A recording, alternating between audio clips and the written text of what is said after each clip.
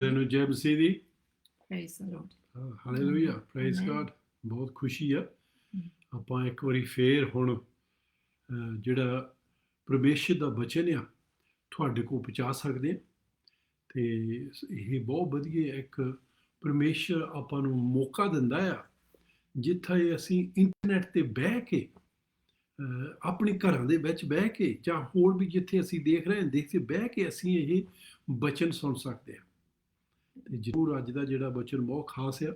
ਸੁਰਿੰਦਰ ਨੇ ਬਹੁਤ hard try ਕੀਤੀ ਹੈ ਬਈ ਪਰਮੇਸ਼ਰ ਜੋ ਅੱਜ ਕੱਲ ਕਹਿ ਰਿਹਾ ਆ ਉਹ ਬਚਨ ਤੁਹਾਡੇ ਤੇ ਪਹੁੰਚਾ ਸਕੀਏ। Amen. ਸੋ ਇਸ ਕਰਕੇ ਬਹੁਤ ਧਿਆਨ ਦੇ ਨਾਲ ਸੁਣਨਾ ਤੇ ਪਰਮੇਸ਼ਰ ਤੁਹਾਡੀ ਮਦਦ ਕਰੂਗਾ ਕਰਕੇ ਹੋਲੀ ਸਪਿਰਿਟ ਜਦੋਂ ਸਾਡਾ ਮਾਈਂਡ ਖੋਲਦਾ ਅੰਡਰਸਟੈਂਡਿੰਗ ਖੋਲਦਾ ਫੇਰ ਸਾਨੂੰ ਬਚਨ ਦੀ ਸਮਝ ਲੱਗਦੀ ਆ। ਨਹੀਂ ਤਾਂ ਫਿਰ ਅਸੀਂ ਸੁਣਦੇ ਰਹਿੰਦੇ ਮੋਰੋਂ ਕਹਿੰਦੇ ਅਸੀਂ ਕਿੱਥੇ ਗਏ ਹੋਏ ਸੀਗੇ ਸਾਨੂੰ ਪਤਾ ਹੀ ਨਹੀਂ ਲੱਗਾ। ਓਕੇ ਸੋ ਜ਼ਰੂਰ ਪ੍ਰਾਰਥਨਾ ਦੇ ਵਿੱਚ ਬੈਠਣਾ ਬਾਈਬਲ ਜੇ ਹੋਵੇ ਕੋਲ ਰੱਖਣੀ ਤਾਂ ਨਾਲ ਨਾਲ ਫੋਲਣਾ। ਜੇ ਹੁਣ ਨਹੀਂ ਹੈਗੀ ਇੱਕ ਵਾਰੀ ਫੇਰ ਸੁਣਨਾ ਤੇ ਆਪਣੀ ਬਾਈਬਲ ਦੇ ਵਿੱਚ ਬਾਈਬਲ ਵਰਸਿਸ ਦੇਖਣੇ। ਕਈ ਵਾਰੀ ਜਦੋਂ ਅਸੀਂ ਪ੍ਰਚਾਰ ਕਰਨ ਵਾਲੇ ਹੁੰਦੇ ਅਸੀਂ ਗਲਤੀ ਕਰ ਸਕਦੇ ਹਾਂ ਪਰ ਜੇ ਤੁਸੀਂ ਆਪਣੀ ਬਾਈਬਲ ਵਿੱਚ ਚੈੱਕ ਕਰ ਰਹੇ ਆ ਤੇ ਤੁਸੀਂ ਆਪਣੇ ਆਪ ਨੂੰ ਐਟਲੀਸਟ ਸਹੀ ਰੱਖ ਸਕਦੇ ਆ ਤੇ ਅਸੀਂ ਦੇਖ ਸਕਦੇ ਆ ਵੀ ਅਸੀਂ ਆਪਣੇ ਮਨ ਦੀਆਂ ਕਹਾਣੀਆਂ ਸੁਣਾਉਂਦੇ ਆ ਕਿ ਅਸੀਂ ਪ੍ਰਭੂ ਦਾ ਬਚਨ ਸੁਣਾਉਂਦੇ ਆ। ਇਸ ਕਰਕੇ ਖਾਸ ਆ ਵੀ ਤੁਸੀਂ ਬਾਈਬਲ ਦੇ ਵਿੱਚੋਂ ਚੈੱਕ ਕਰੋ। ਓਕੇ ਜੀ ਸੋ ਪ੍ਰੇਜ਼ ਦ ਲਾਰਡ। ਬਹੁਤ ਖੁਸ਼ੀ ਆ ਅਸੀਂ ਜਿਹੜਾ ਆਪਣਾ ਬਚਨ ਅੱਜ ਆਪਾਂ ਦੇਖ ਰਹੇ ਹਾਂ ਉਹ ਇਹ ਆ ਵੀ ਜਿਹੜੇ ਅਸੀਂ ਫੈਸਲੇ ਕਰਦੇ ਆ ਜਿਹੜੇ ਅਸੀਂ ਡਿਸੀਜਨਸ ਮੇਕ ਕਰਦੇ ਆ ਉਹਦੇ ਕਾਰਨ ਅਸੀਂ ਜਿੱਥੇ ਹੈਗੇ ਉੱਥੇ ਆ। ਕਈ ਵਾਰ ਨਹੀਂ ਅਸੀਂ ਤਾਂ ਨਹੀਂ। ਜੇ ਅਸੀਂ ਲੌਂਗ ਟਰਮ ਵਿੱਚ ਦੇਖੀਏ ਜਾਂ ਅਸੀਂ ਉਹ ਕੋਈ ਫੈਸਲਾ ਕੀਤਾ ਸੀ ਜਾਂ ਸਾਡਾ ਜਿਹੜਾ ਘਰ ਦਾ ਮੋਹਰੀ ਸੀਗਾ ਉਹਨੇ ਫੈਸਲਾ ਕੀਤਾ ਸੀ ਤਾਂ ਉੱਥੇ ਇੱਥੇ ਆ। ਅਸੀਂ ਇੱਥੇ ਤਾਂ ਆ ਕਰਕੇ ਮੈਂ ਇੱਥੇ ਇੰਗਲੈਂਡ ਵਿੱਚ ਤਾਂ ਆ ਕਰਕੇ ਮੇਰੇ ਡੈਡੀ ਨੇ ਫੈਸਲਾ ਕੀਤਾ ਸੀ ਵੀ ਉਹ ਆਪਣੀ ਫੈਮਿਲੀ ਨੂੰ ਇੱਥੇ ਮੰਗਾਉਣਾ ਚਾਹੁੰਦਾ ਆ। ਜ਼ਰੂਰ ਮੈਂ ਯੰਗ ਸੀ ਉਦੋਂ ਆਪ ਨਹੀਂ ਕਰ ਸਕਦਾ ਸੀ। ਹੋ ਸਕਦਾ ਜੇ ਮੈਂ ਕਹਾਂ ਤਾਂ ਮੈਂ ਵੀ ਇਹ ਫੈਸਲਾ ਕਰਦਾ ਪਰ ਉਹਨੇ ਫੈਸਲਾ ਕੀਤਾ ਸੀ। ਸੋ ਅਸੀਂ ਜਿੱਥੇ ਵੀ ਹੈਗੇ ਜੀਵਨ ਦੇ ਵਿੱਚ ਬੇਸ਼ੱਕ ਤੁਸੀਂ ਮੁਸੀਬਤ ਜਾ ਰਹੇ ਜਾਂ ਪ੍ਰੋਬਲਮ ਵਿੱਚ ਜਾ ਰਹੇ ਆ ਤੁਸੀਂ ਤਾਂ ਉੱਥੇ ਆ ਕਰਕੇ ਤੁਸੀਂ ਉੱਥੇ ਫੈਸਲਾ ਕੀਤਾ ਸੀ ਉੱਥੇ ਜਾ ਕਰਦਾ। Okay so praise the Lord. So ਅਸੀਂ ਆਪਣੇ ਫੈਸਲੇ ਦੇਖਦੇ ਆ। ਅੱਜ 2-3 ਹਫ਼ਤੇ ਹੋ ਗਏ ਸੁਰਿੰਦਰ ਨੂੰ ਇਹ ਸਮਝਾਉਂਦੀ ਨੂੰ ਤੇ ਅੱਜ ਜਿਹੜਾ ਸੁਰਿੰਦਰ ਨੇ ਸਾਨੂੰ ਸਮਝਾਉਣਾ ਆ ਕਈਆਂ ਦੇ ਜਿਹੜੇ ਫੈਸਲੇ ਕੀਤੇ ਸੀਗੇ ਫਿਰ ਉਹ ਉਲਝਣ ਦੇ ਵਿੱਚ ਫਸੇ ਹੋਏ ਆ ਬਹੁਤ ਪ੍ਰੋਬਲਮਸ ਦੇ ਵਿੱਚ ਫਸੇ ਹੋਏ ਆ ਫਿਰ ਵੀ ਉਹ ਆਪਣੇ ਫੈਸਲੇ ਸਹੀ ਨਹੀਂ ਕਰਦੇ ਹੈਗੇ। ਓਕੇ ਪਰ ਅਸੀਂ ਕਰ ਸਕਦੇ ਆ। ਸੋ ਜੋ ਸੁਰਿੰਦਰ ਨੇ ਅੱਜ ਆਪਾਂ ਨੂੰ ਸਮਝਾਉਣਾ ਬਹੁਤ ਖਿਆਲ ਦੇ ਨਾਲ ਸਮਝਣਾ ਆ ਬਹੁਤ ਖਿਆਲ ਦੇ ਨਾਲ ਦੇਖਣਾ ਆ ਅਸੀਂ ਕਿੱਥੇ ਆ। ਜੇ ਅਸੀਂ ਰੋਂਗ ਫੈਸਲਾ ਕਰਕੇ ਰੋਂਗ ਜਗ੍ਹਾ ਦੇ ਵਿੱਚ ਆ ਤੁਸੀਂ ਬਦਲ ਸਕਦੇ ਆ। ਸੋ ਆਪਾਂ ਹੁਣ ਪ੍ਰੇ ਕਰਦੇ ਆ ਫਿਰ ਸੁਰਿੰਦਰ ਆਪਣੇ ਵਾਸਤੇ ਇਹ ਬਚਨ ਲਿਆਊਗੀ ਤਾਂ ਫਿਰ 2 ਕਮੈਂਟ ਜੇ ਬਚੇ ਤਾਂ ਫਿਰ ਮੈਂ ਉਹਦੇ ਵਿੱਚੋਂ ਹੋ ਸਕਦਾ ਕੁਛ ਨਾ ਕੁਛ ਬੋਲਾਂ।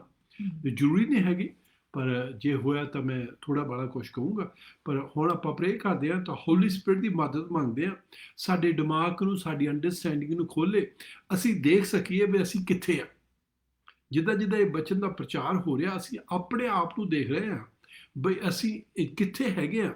ਅਸੀਂ ਸਹੀ ਜਗ੍ਹਾ ਦੇ ਵਿੱਚ ਸਾਨੂੰ ਬਦਲਣਾ ਚਾਹੀਦਾ। ਜੇ ਬਦਲਣਾ ਚਾਹੀਦਾ ਅਸੀਂ ਮਗਰੋਂ ਮੈਂ ਪ੍ਰੇ ਕਰੂੰਗਾ ਤੁਸੀਂ ਮਗਰੋਂ ਚੇਂਜ ਕਰ ਸਕਦੇ ਤੁਸੀਂ ਫੈਸਲਾ ਕਰ ਸਕਦੇ ਅਸੀਂ ਹੁਣ ਹੋਰ ਥਾਂ ਜਾਣਾ ਜਿੱਥੇ ਹੈਗੀ ਉੱਥੇ ਨਹੀਂ ਰਹਿਣਾ ਹੈਗਾ। ਠੀਕ ਹੈ ਜੀ ਆ ਜਾਓ ਆਪਾਂ ਪ੍ਰੇ ਕਰੀਏ। Thank you father thank you thank you thank you.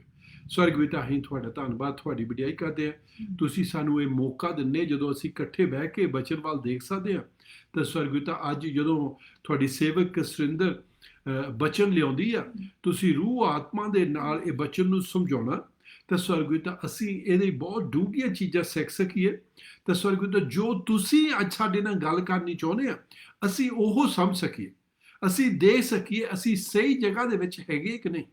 ਜੇ ਨਹੀਂ ਹੈਗੇ ਅਸੀਂ ਉਹਨੂੰ ਬਦਲ ਲਈਏ ਤਾਂ ਸਵਰਗ ਪਿਤਾ ਅਸੀਂ ਸਹੀ ਜਗ੍ਹਾ ਦੇ ਵਿੱਚ ਆਈਏ ਜਿੱਥੇ ਤੁਸੀਂ ਚਾਹੁੰਦੇ ਆ ਜਿੱਥੇ ਤੁਸੀਂ ਸਾਨੂੰ ਰੀਚ ਕਰ ਸਕਦੇ ਆ ਜਿੱਥੇ ਤੁਸੀਂ ਸਾਨੂੰ ਹੀਲ ਕਰ ਸਕਦੇ ਆ ਜਿੱਥੇ ਤੁਸੀਂ ਸਾਨੂੰ ਬਰਕਤ ਦੇ ਸਕਦੇ ਆ ਜਿੱਥੇ ਤੁਸੀਂ ਸਾਡੀ ਰਖਵਾਲੀ ਕਰ ਸਕਦੇ ਆ। ਸੋ ਸਵਰਗ ਪਿਤਾ ਅਸੀਂ ਤੁਹਾਡਾ ਧੰਨਵਾਦ ਤੁਹਾਡੀ ਵਡਿਆਈ ਯਿਸੂ ਮਸੀਹ ਦੇ ਨਾਮ ਦੇ ਵਿੱਚ ਕਰਦੇ ਆ। Amen amen.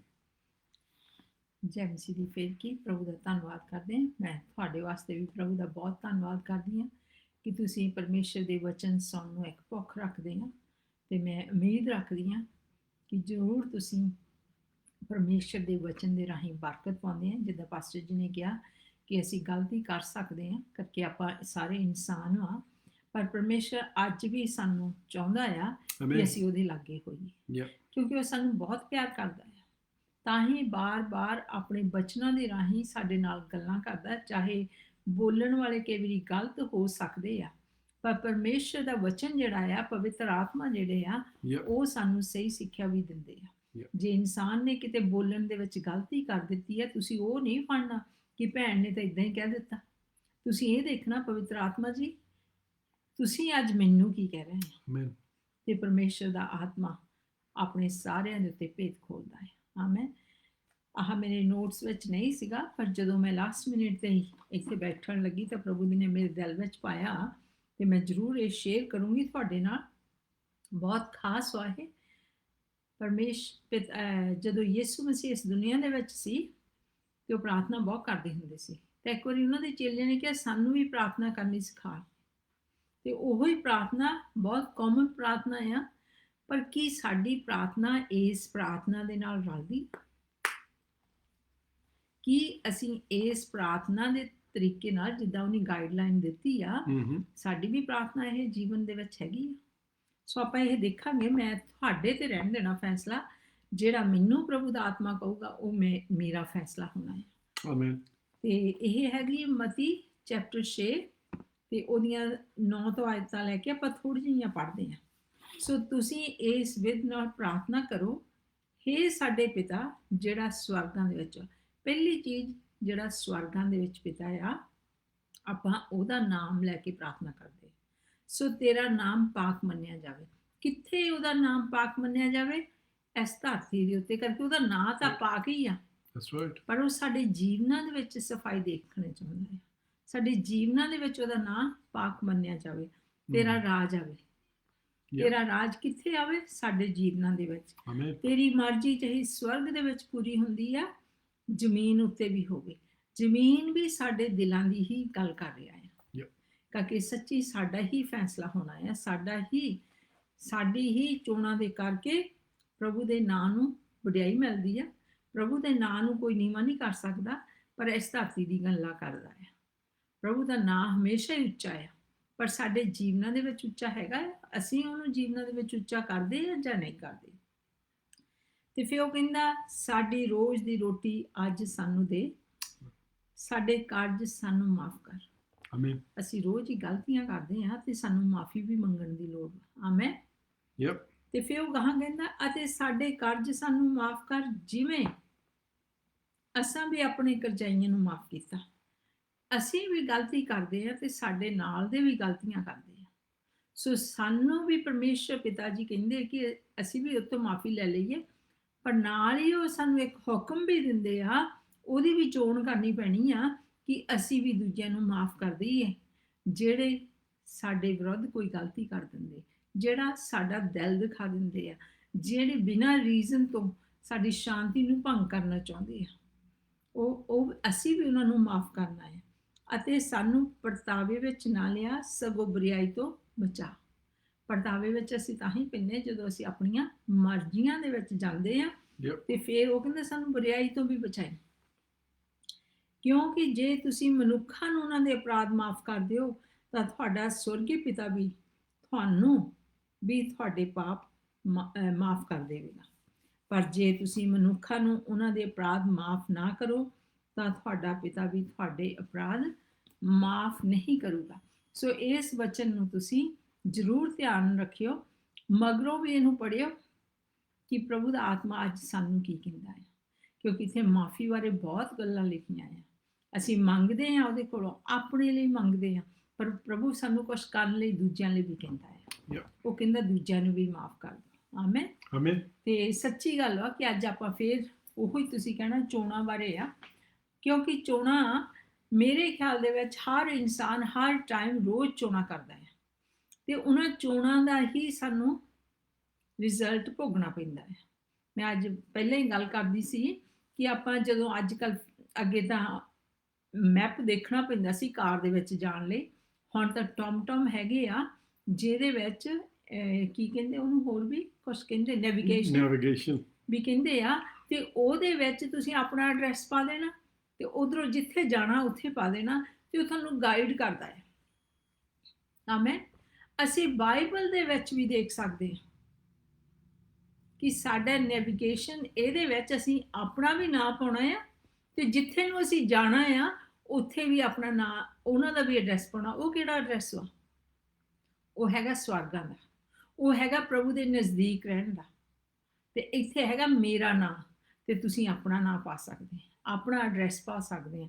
ਤੇ ਫਿਰ ਉਹਨੂੰ ਦੇਖਣਾ ਉਹ ਅੱਜ ਕੀ ਕਹਿੰਦਾ ਹੈ। ਉਹ ਬੋਲਦਾ ਆ ਜਦੋਂ ਆਪਾਂ ਨੈਵੀਗੇਸ਼ਨ ਨੂੰ ਪਾ ਦਿੰਨੇ, ਐਡਰੈਸ ਪਾ ਦਿੰਨੇ, ਗੱਡੀ ਨੂੰ ਇੰਜਨ ਸ਼ੁਰੂ ਕਰ ਦਿੰਨੇ ਆ ਤੇ ਉਹ ਬੋਲਣ ਲੱਗ ਪੈਂਦਾ ਤੇ ਗਾਈਡ ਕਰਨ ਲੱਗ ਪੈਂਦਾ ਹੈ।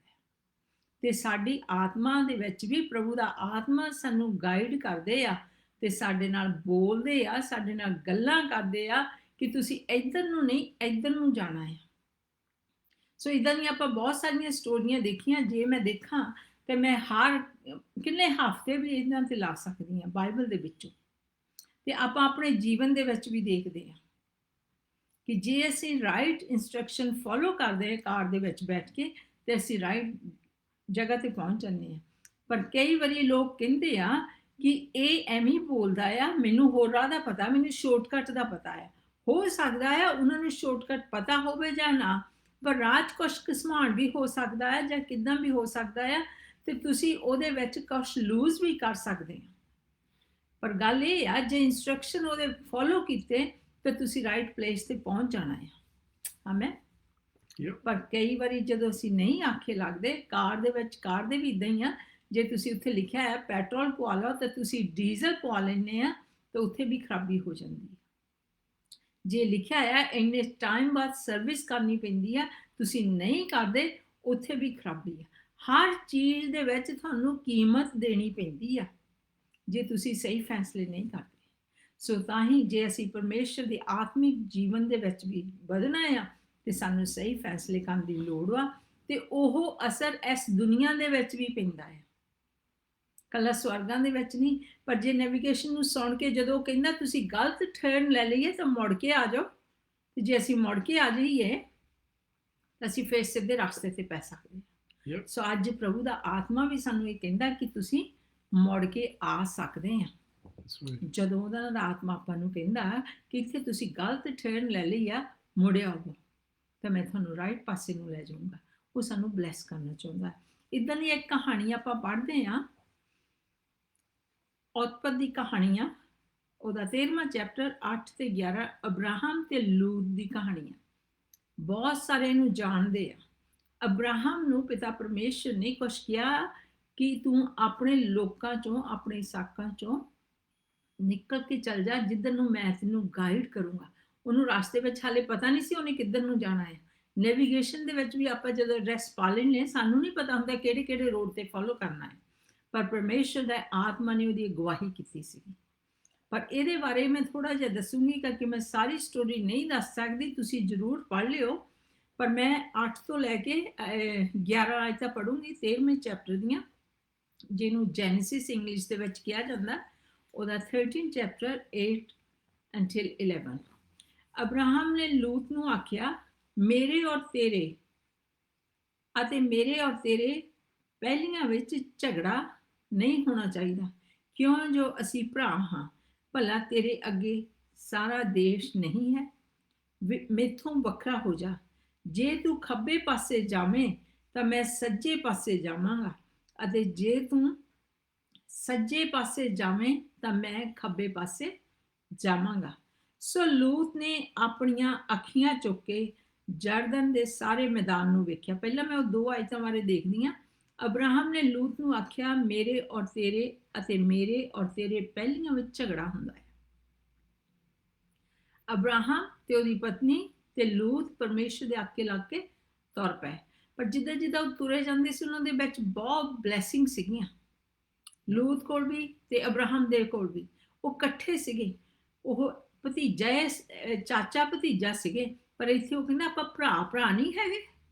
ਫਿਰ ਸਾਡੇ ਨੌਕਰਾਂ ਦੇ ਵਿੱਚ, ਸਾਡੇ ਵਿੱਚ ਖਟਪਟ ਕਿਉਂ ਹੁੰਦੀ ਆ? ਨਹੀਂ ਹੋਣੀ ਚਾਹੀਦੀ ਕਹਿੰਦਾ।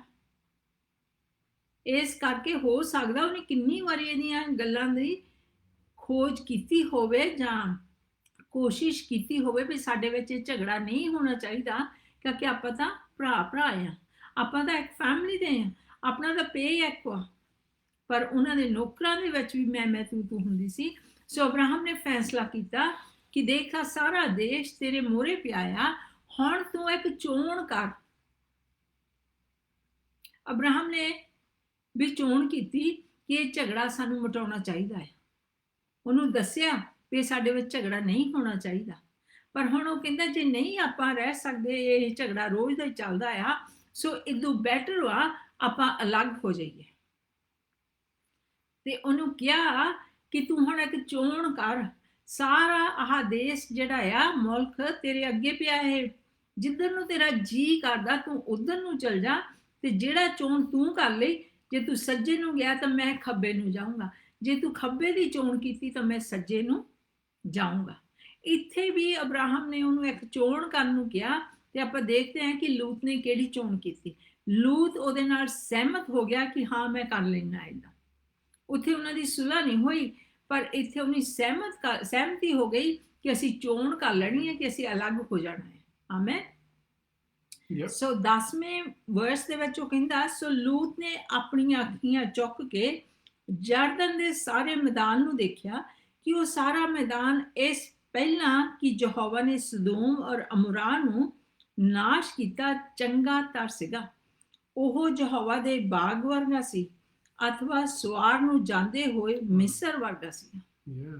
ਕਹਿੰਦੇ ਉਹ ਜਿਹੜੀ ਜਗ੍ਹਾ ਜਿੱਧਰ ਨੂੰ ਲੂਤ ਨੇ ਆਪਣੀਆਂ ਅੱਖਾਂ ਚੱਕੀਆਂ, ਉਹ ਬਹੁਤ ਹਰਾ ਭਰਾ ਸੀ। ਉਹ ਉਦਾਂ ਦਾ ਸੀ ਜਿੱਦਾਂ ਦਾ ਪਰਮੇਸ਼ਰ ਨੇ ਬਾਗ ਬਣਾਇਆ ਸੀਗਾ। ਉੱਥੇ ਬਹੁਤ ਹਰਿਆਲੀ ਸੀਗੀ, ਬਹੁਤ ਉਹਨੂੰ ਚੰਗੀਆਂ ਚੀਜ਼ਾਂ ਦਿਸ ਰਹੀਆਂ ਸੀਗੀਆਂ, ਪਰ ਉਹਦੀਆਂ ਅੱਖਾਂ ਨੇ ਦੇਖਿਆ ਹੈ, ਉਹਨੇ ਆਪਣੀਆਂ ਅੱਖਾਂ, ਪਹਿਲੀ ਹੁਣ ਚੋਣ ਇਹ ਕੀਤੀ ਕਿ ਆਪਣੀਆਂ ਅੱਖਾਂ ਨੂੰ ਕਿਹਦੇ ਵੱਲ ਲਾਇਆ। ਉਹਨੇ ਆਪਣੀਆਂ ਅੱਖਾਂ ਨਾਲ ਪਰਮੇਸ਼ਰ ਵੱਲ ਨੂੰ ਨਹੀਂ ਲਾਇਆ, ਉਹਨੇ ਆਪਣੀਆਂ ਅੱਖਾਂ ਉਸ ਧਰਤੀ ਵੱਲ ਲਾ ਲਈਆਂ ਜਿਹੜੀ ਉਹਨੂੰ ਸੋਹਣੀ ਲੱਗਦੀ ਸੀਗੀ।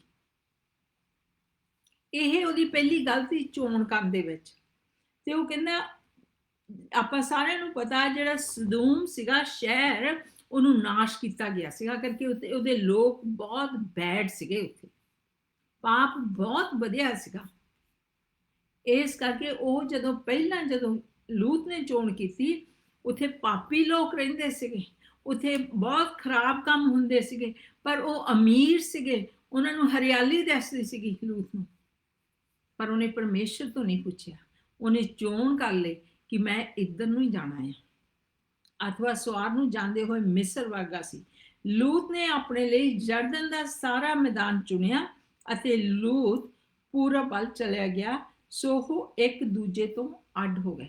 ਇੱਥੇ ਵੀ ਉਹਨਾਂ ਨੇ ਚੋਣ ਕੀਤੀ, ਲੂਤ ਨੇ ਚੋਣ ਕੀਤੀ ਕਿ ਮੈਂ ਇਹ ਤੋਂ ਅਲੱਗ ਹੋ ਜਾਣਾ ਆ ਤੇ ਮੈਂ ਇੱਧਰਲੇ ਪਾਸੇ ਜਾਣਾ, ਮੈਂ ਜ਼ਿਆਦਾ ਸਕਸੈਸਫੁਲ ਹੋ ਸਕਦਾ, ਇਹ ਧਰਤੀ ਮੈਨੂੰ ਚੰਗੀ ਲੱਗਦੀ ਆ।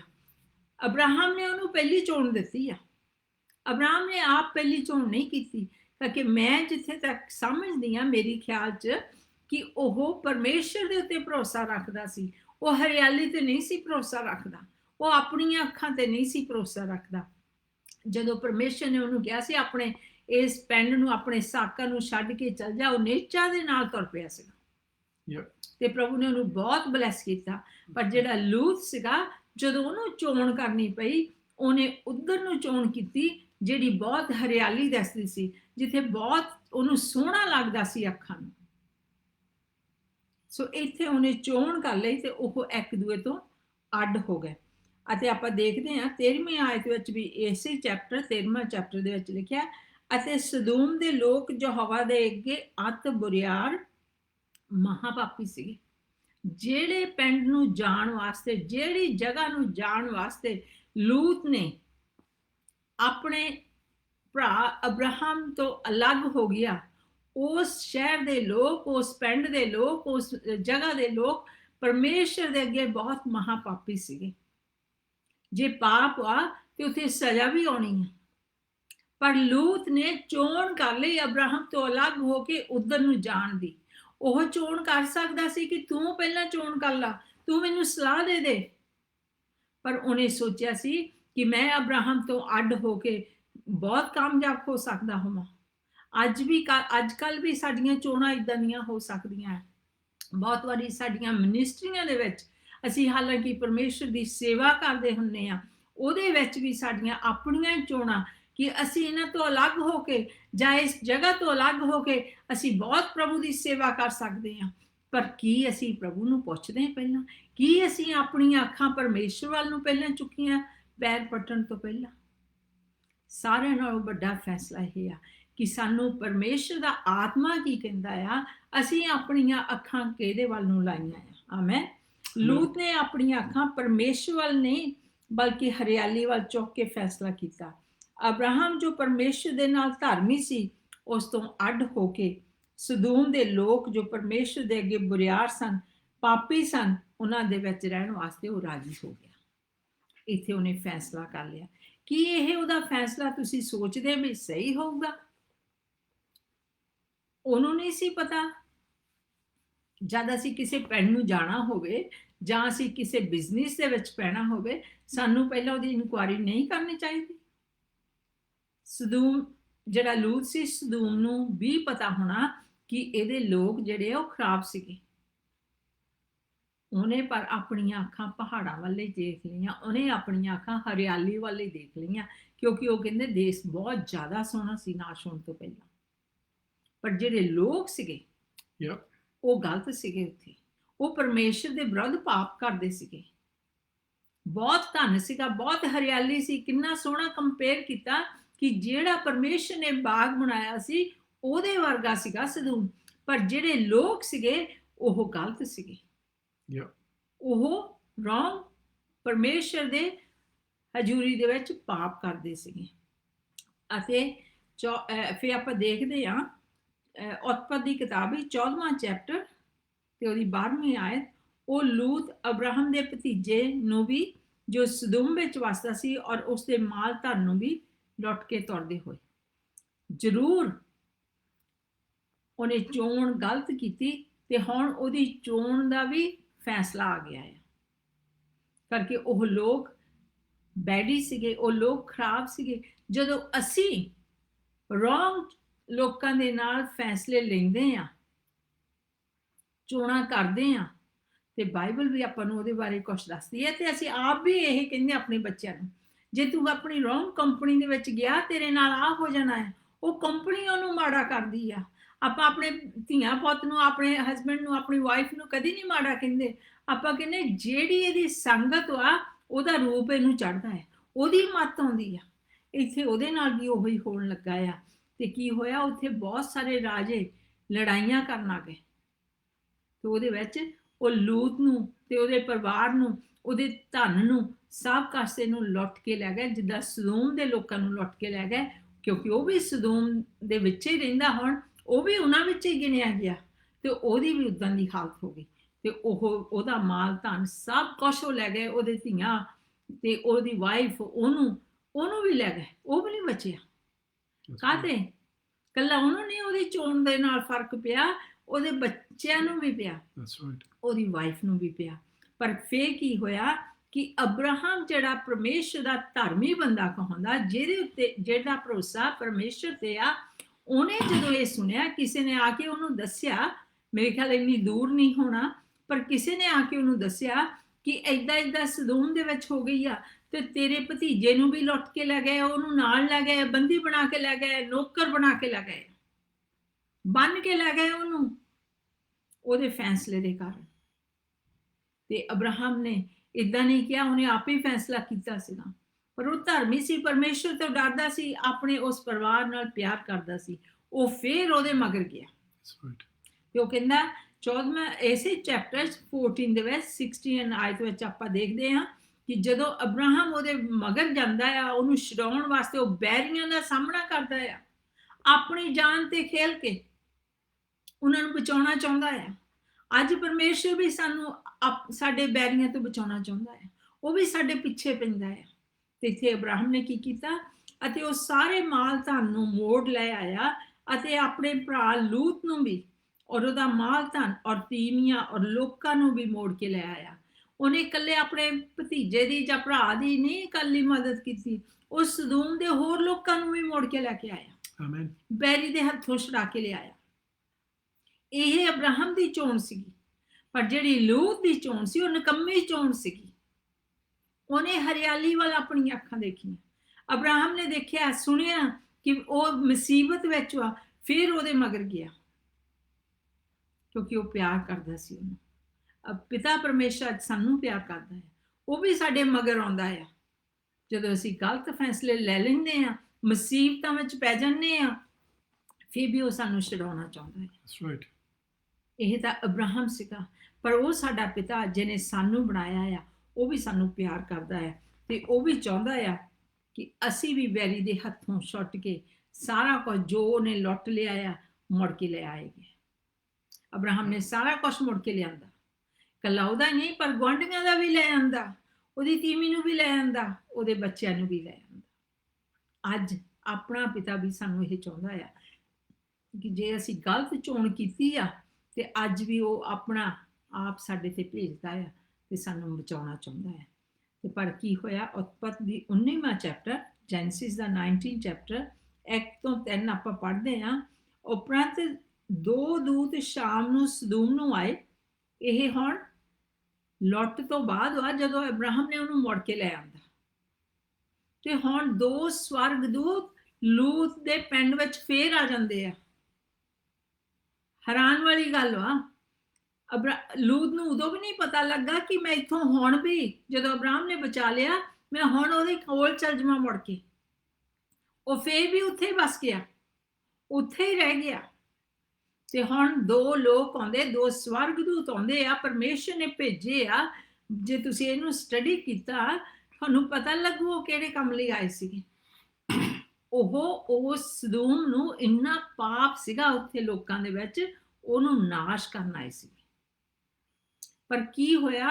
ਜਿਹੜਾ ਇਹ ਬੰਦਾ ਲੂਤ ਸੀਗਾ, ਇਹ ਪਰਮੇਸ਼ਰ ਦਾ ਭੈ ਰੱਖਦਾ ਸੀਗਾ। ਚਾਹੇ ਰੋਂਗ ਗਲਤ ਚੋਣ ਕੀਤੀ ਸੀ ਇਹਨੇ, ਫਿਰ ਵੀ ਹਾਲੇ ਪਰਮੇਸ਼ਰ ਦੇ ਇਹਦੇ ਵਿੱਚ ਸੀਗਾ ਭੈ, ਤੇ ਚਾਹੁੰਦਾ ਸੀ ਉਹਨਾਂ ਲੋਕਾਂ ਨੂੰ ਬਚਾਉਣ ਵਾਸਤੇ ਜਿਹੜੇ ਸਵਰਗਦੂਤ ਸੀਗੇ। ਪਰ ਇਹਨੇ ਸੋਚਿਆ ਇਹ 2 ਬੰਦੇ ਹੀ ਆ। ਉਹਨਾਂ ਨੂੰ ਦੇਖਿਆ ਵੀ ਇਹ ਬਾਹਰ ਚੌਂਕ ਦੇ ਵਿੱਚ ਬੈਠੇ ਆ, ਤੇ ਡਿਊਟੀ ਦੇ ਵਿੱਚ ਬੈਠਾ, ਉਹਨਾਂ ਨੂੰ ਮਿਹਨਤ ਕੀਤੀ ਆ ਤੇ ਸੱਦ ਕੇ ਆਪਣੇ ਘਰ ਲਿਆਂਦਾ ਆ। ਉਹਦੇ ਬਾਰੇ ਆਪਾਂ ਦੇਖਦੇ ਆ।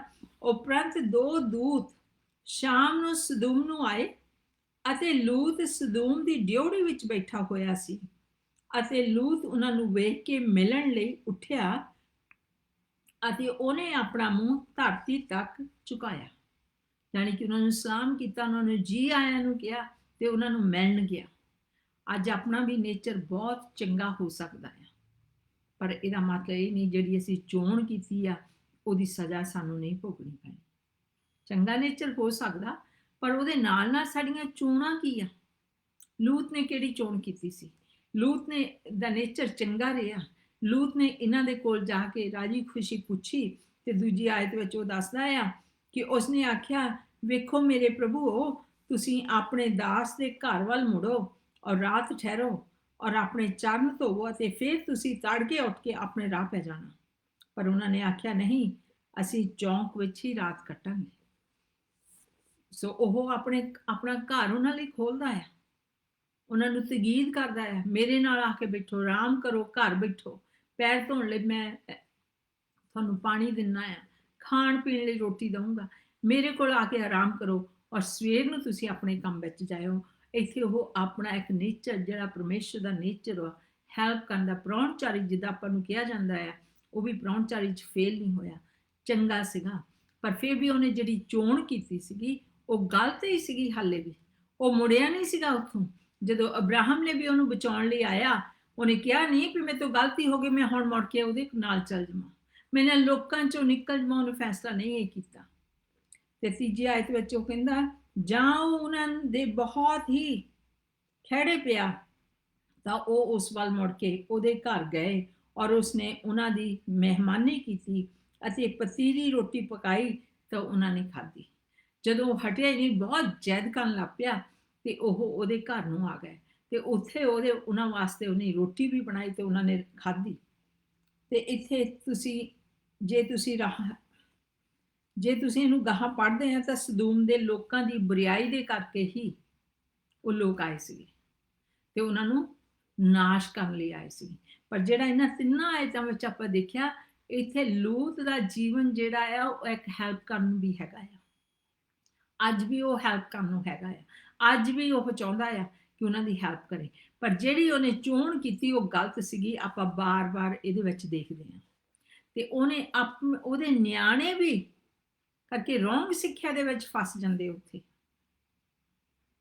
ਜਦੋਂ ਆਪਾਂ ਫੈਸਲਾ ਕੀਤਾ, ਜਦੋਂ ਉਹਨਾਂ ਨੇ ਫੈਸਲਾ ਲੂਤ ਨੇ ਕੀਤਾ ਤੇ ਉਹਦੇ ਨਿਆਣੇ ਵੀ ਉੱਥੇ ਫਸ ਗਏ। ਜਦੋਂ ਉਹ ਜਿਹੜੇ ਸਵਰਗਦੂਤ ਆਏ ਸੀਗੇ ਸਵੇਰ ਨੂੰ, ਰਾਤ ਨੂੰ ਉੱਥੇ ਬਹੁਤ ਘਸਮਾਨ ਪੈ ਗਿਆ ਤੇ ਉਹ ਲੋਕ ਜਿਹੜੇ ਸਦੂਮ ਵਾਲੇ ਸੀਗੇ ਉਹ ਉਹਨਾਂ ਨੂੰ ਕਹਿੰਦੇ ਸੀ ਲੂਤ ਨੂੰ ਵੀ ਇਹਨਾਂ ਨੂੰ ਬਾਹਰ ਕੱਢ, ਅਸੀਂ ਇਹਨਾਂ ਨੂੰ ਮਾਰ ਸਿੱਟਣਾ ਆ।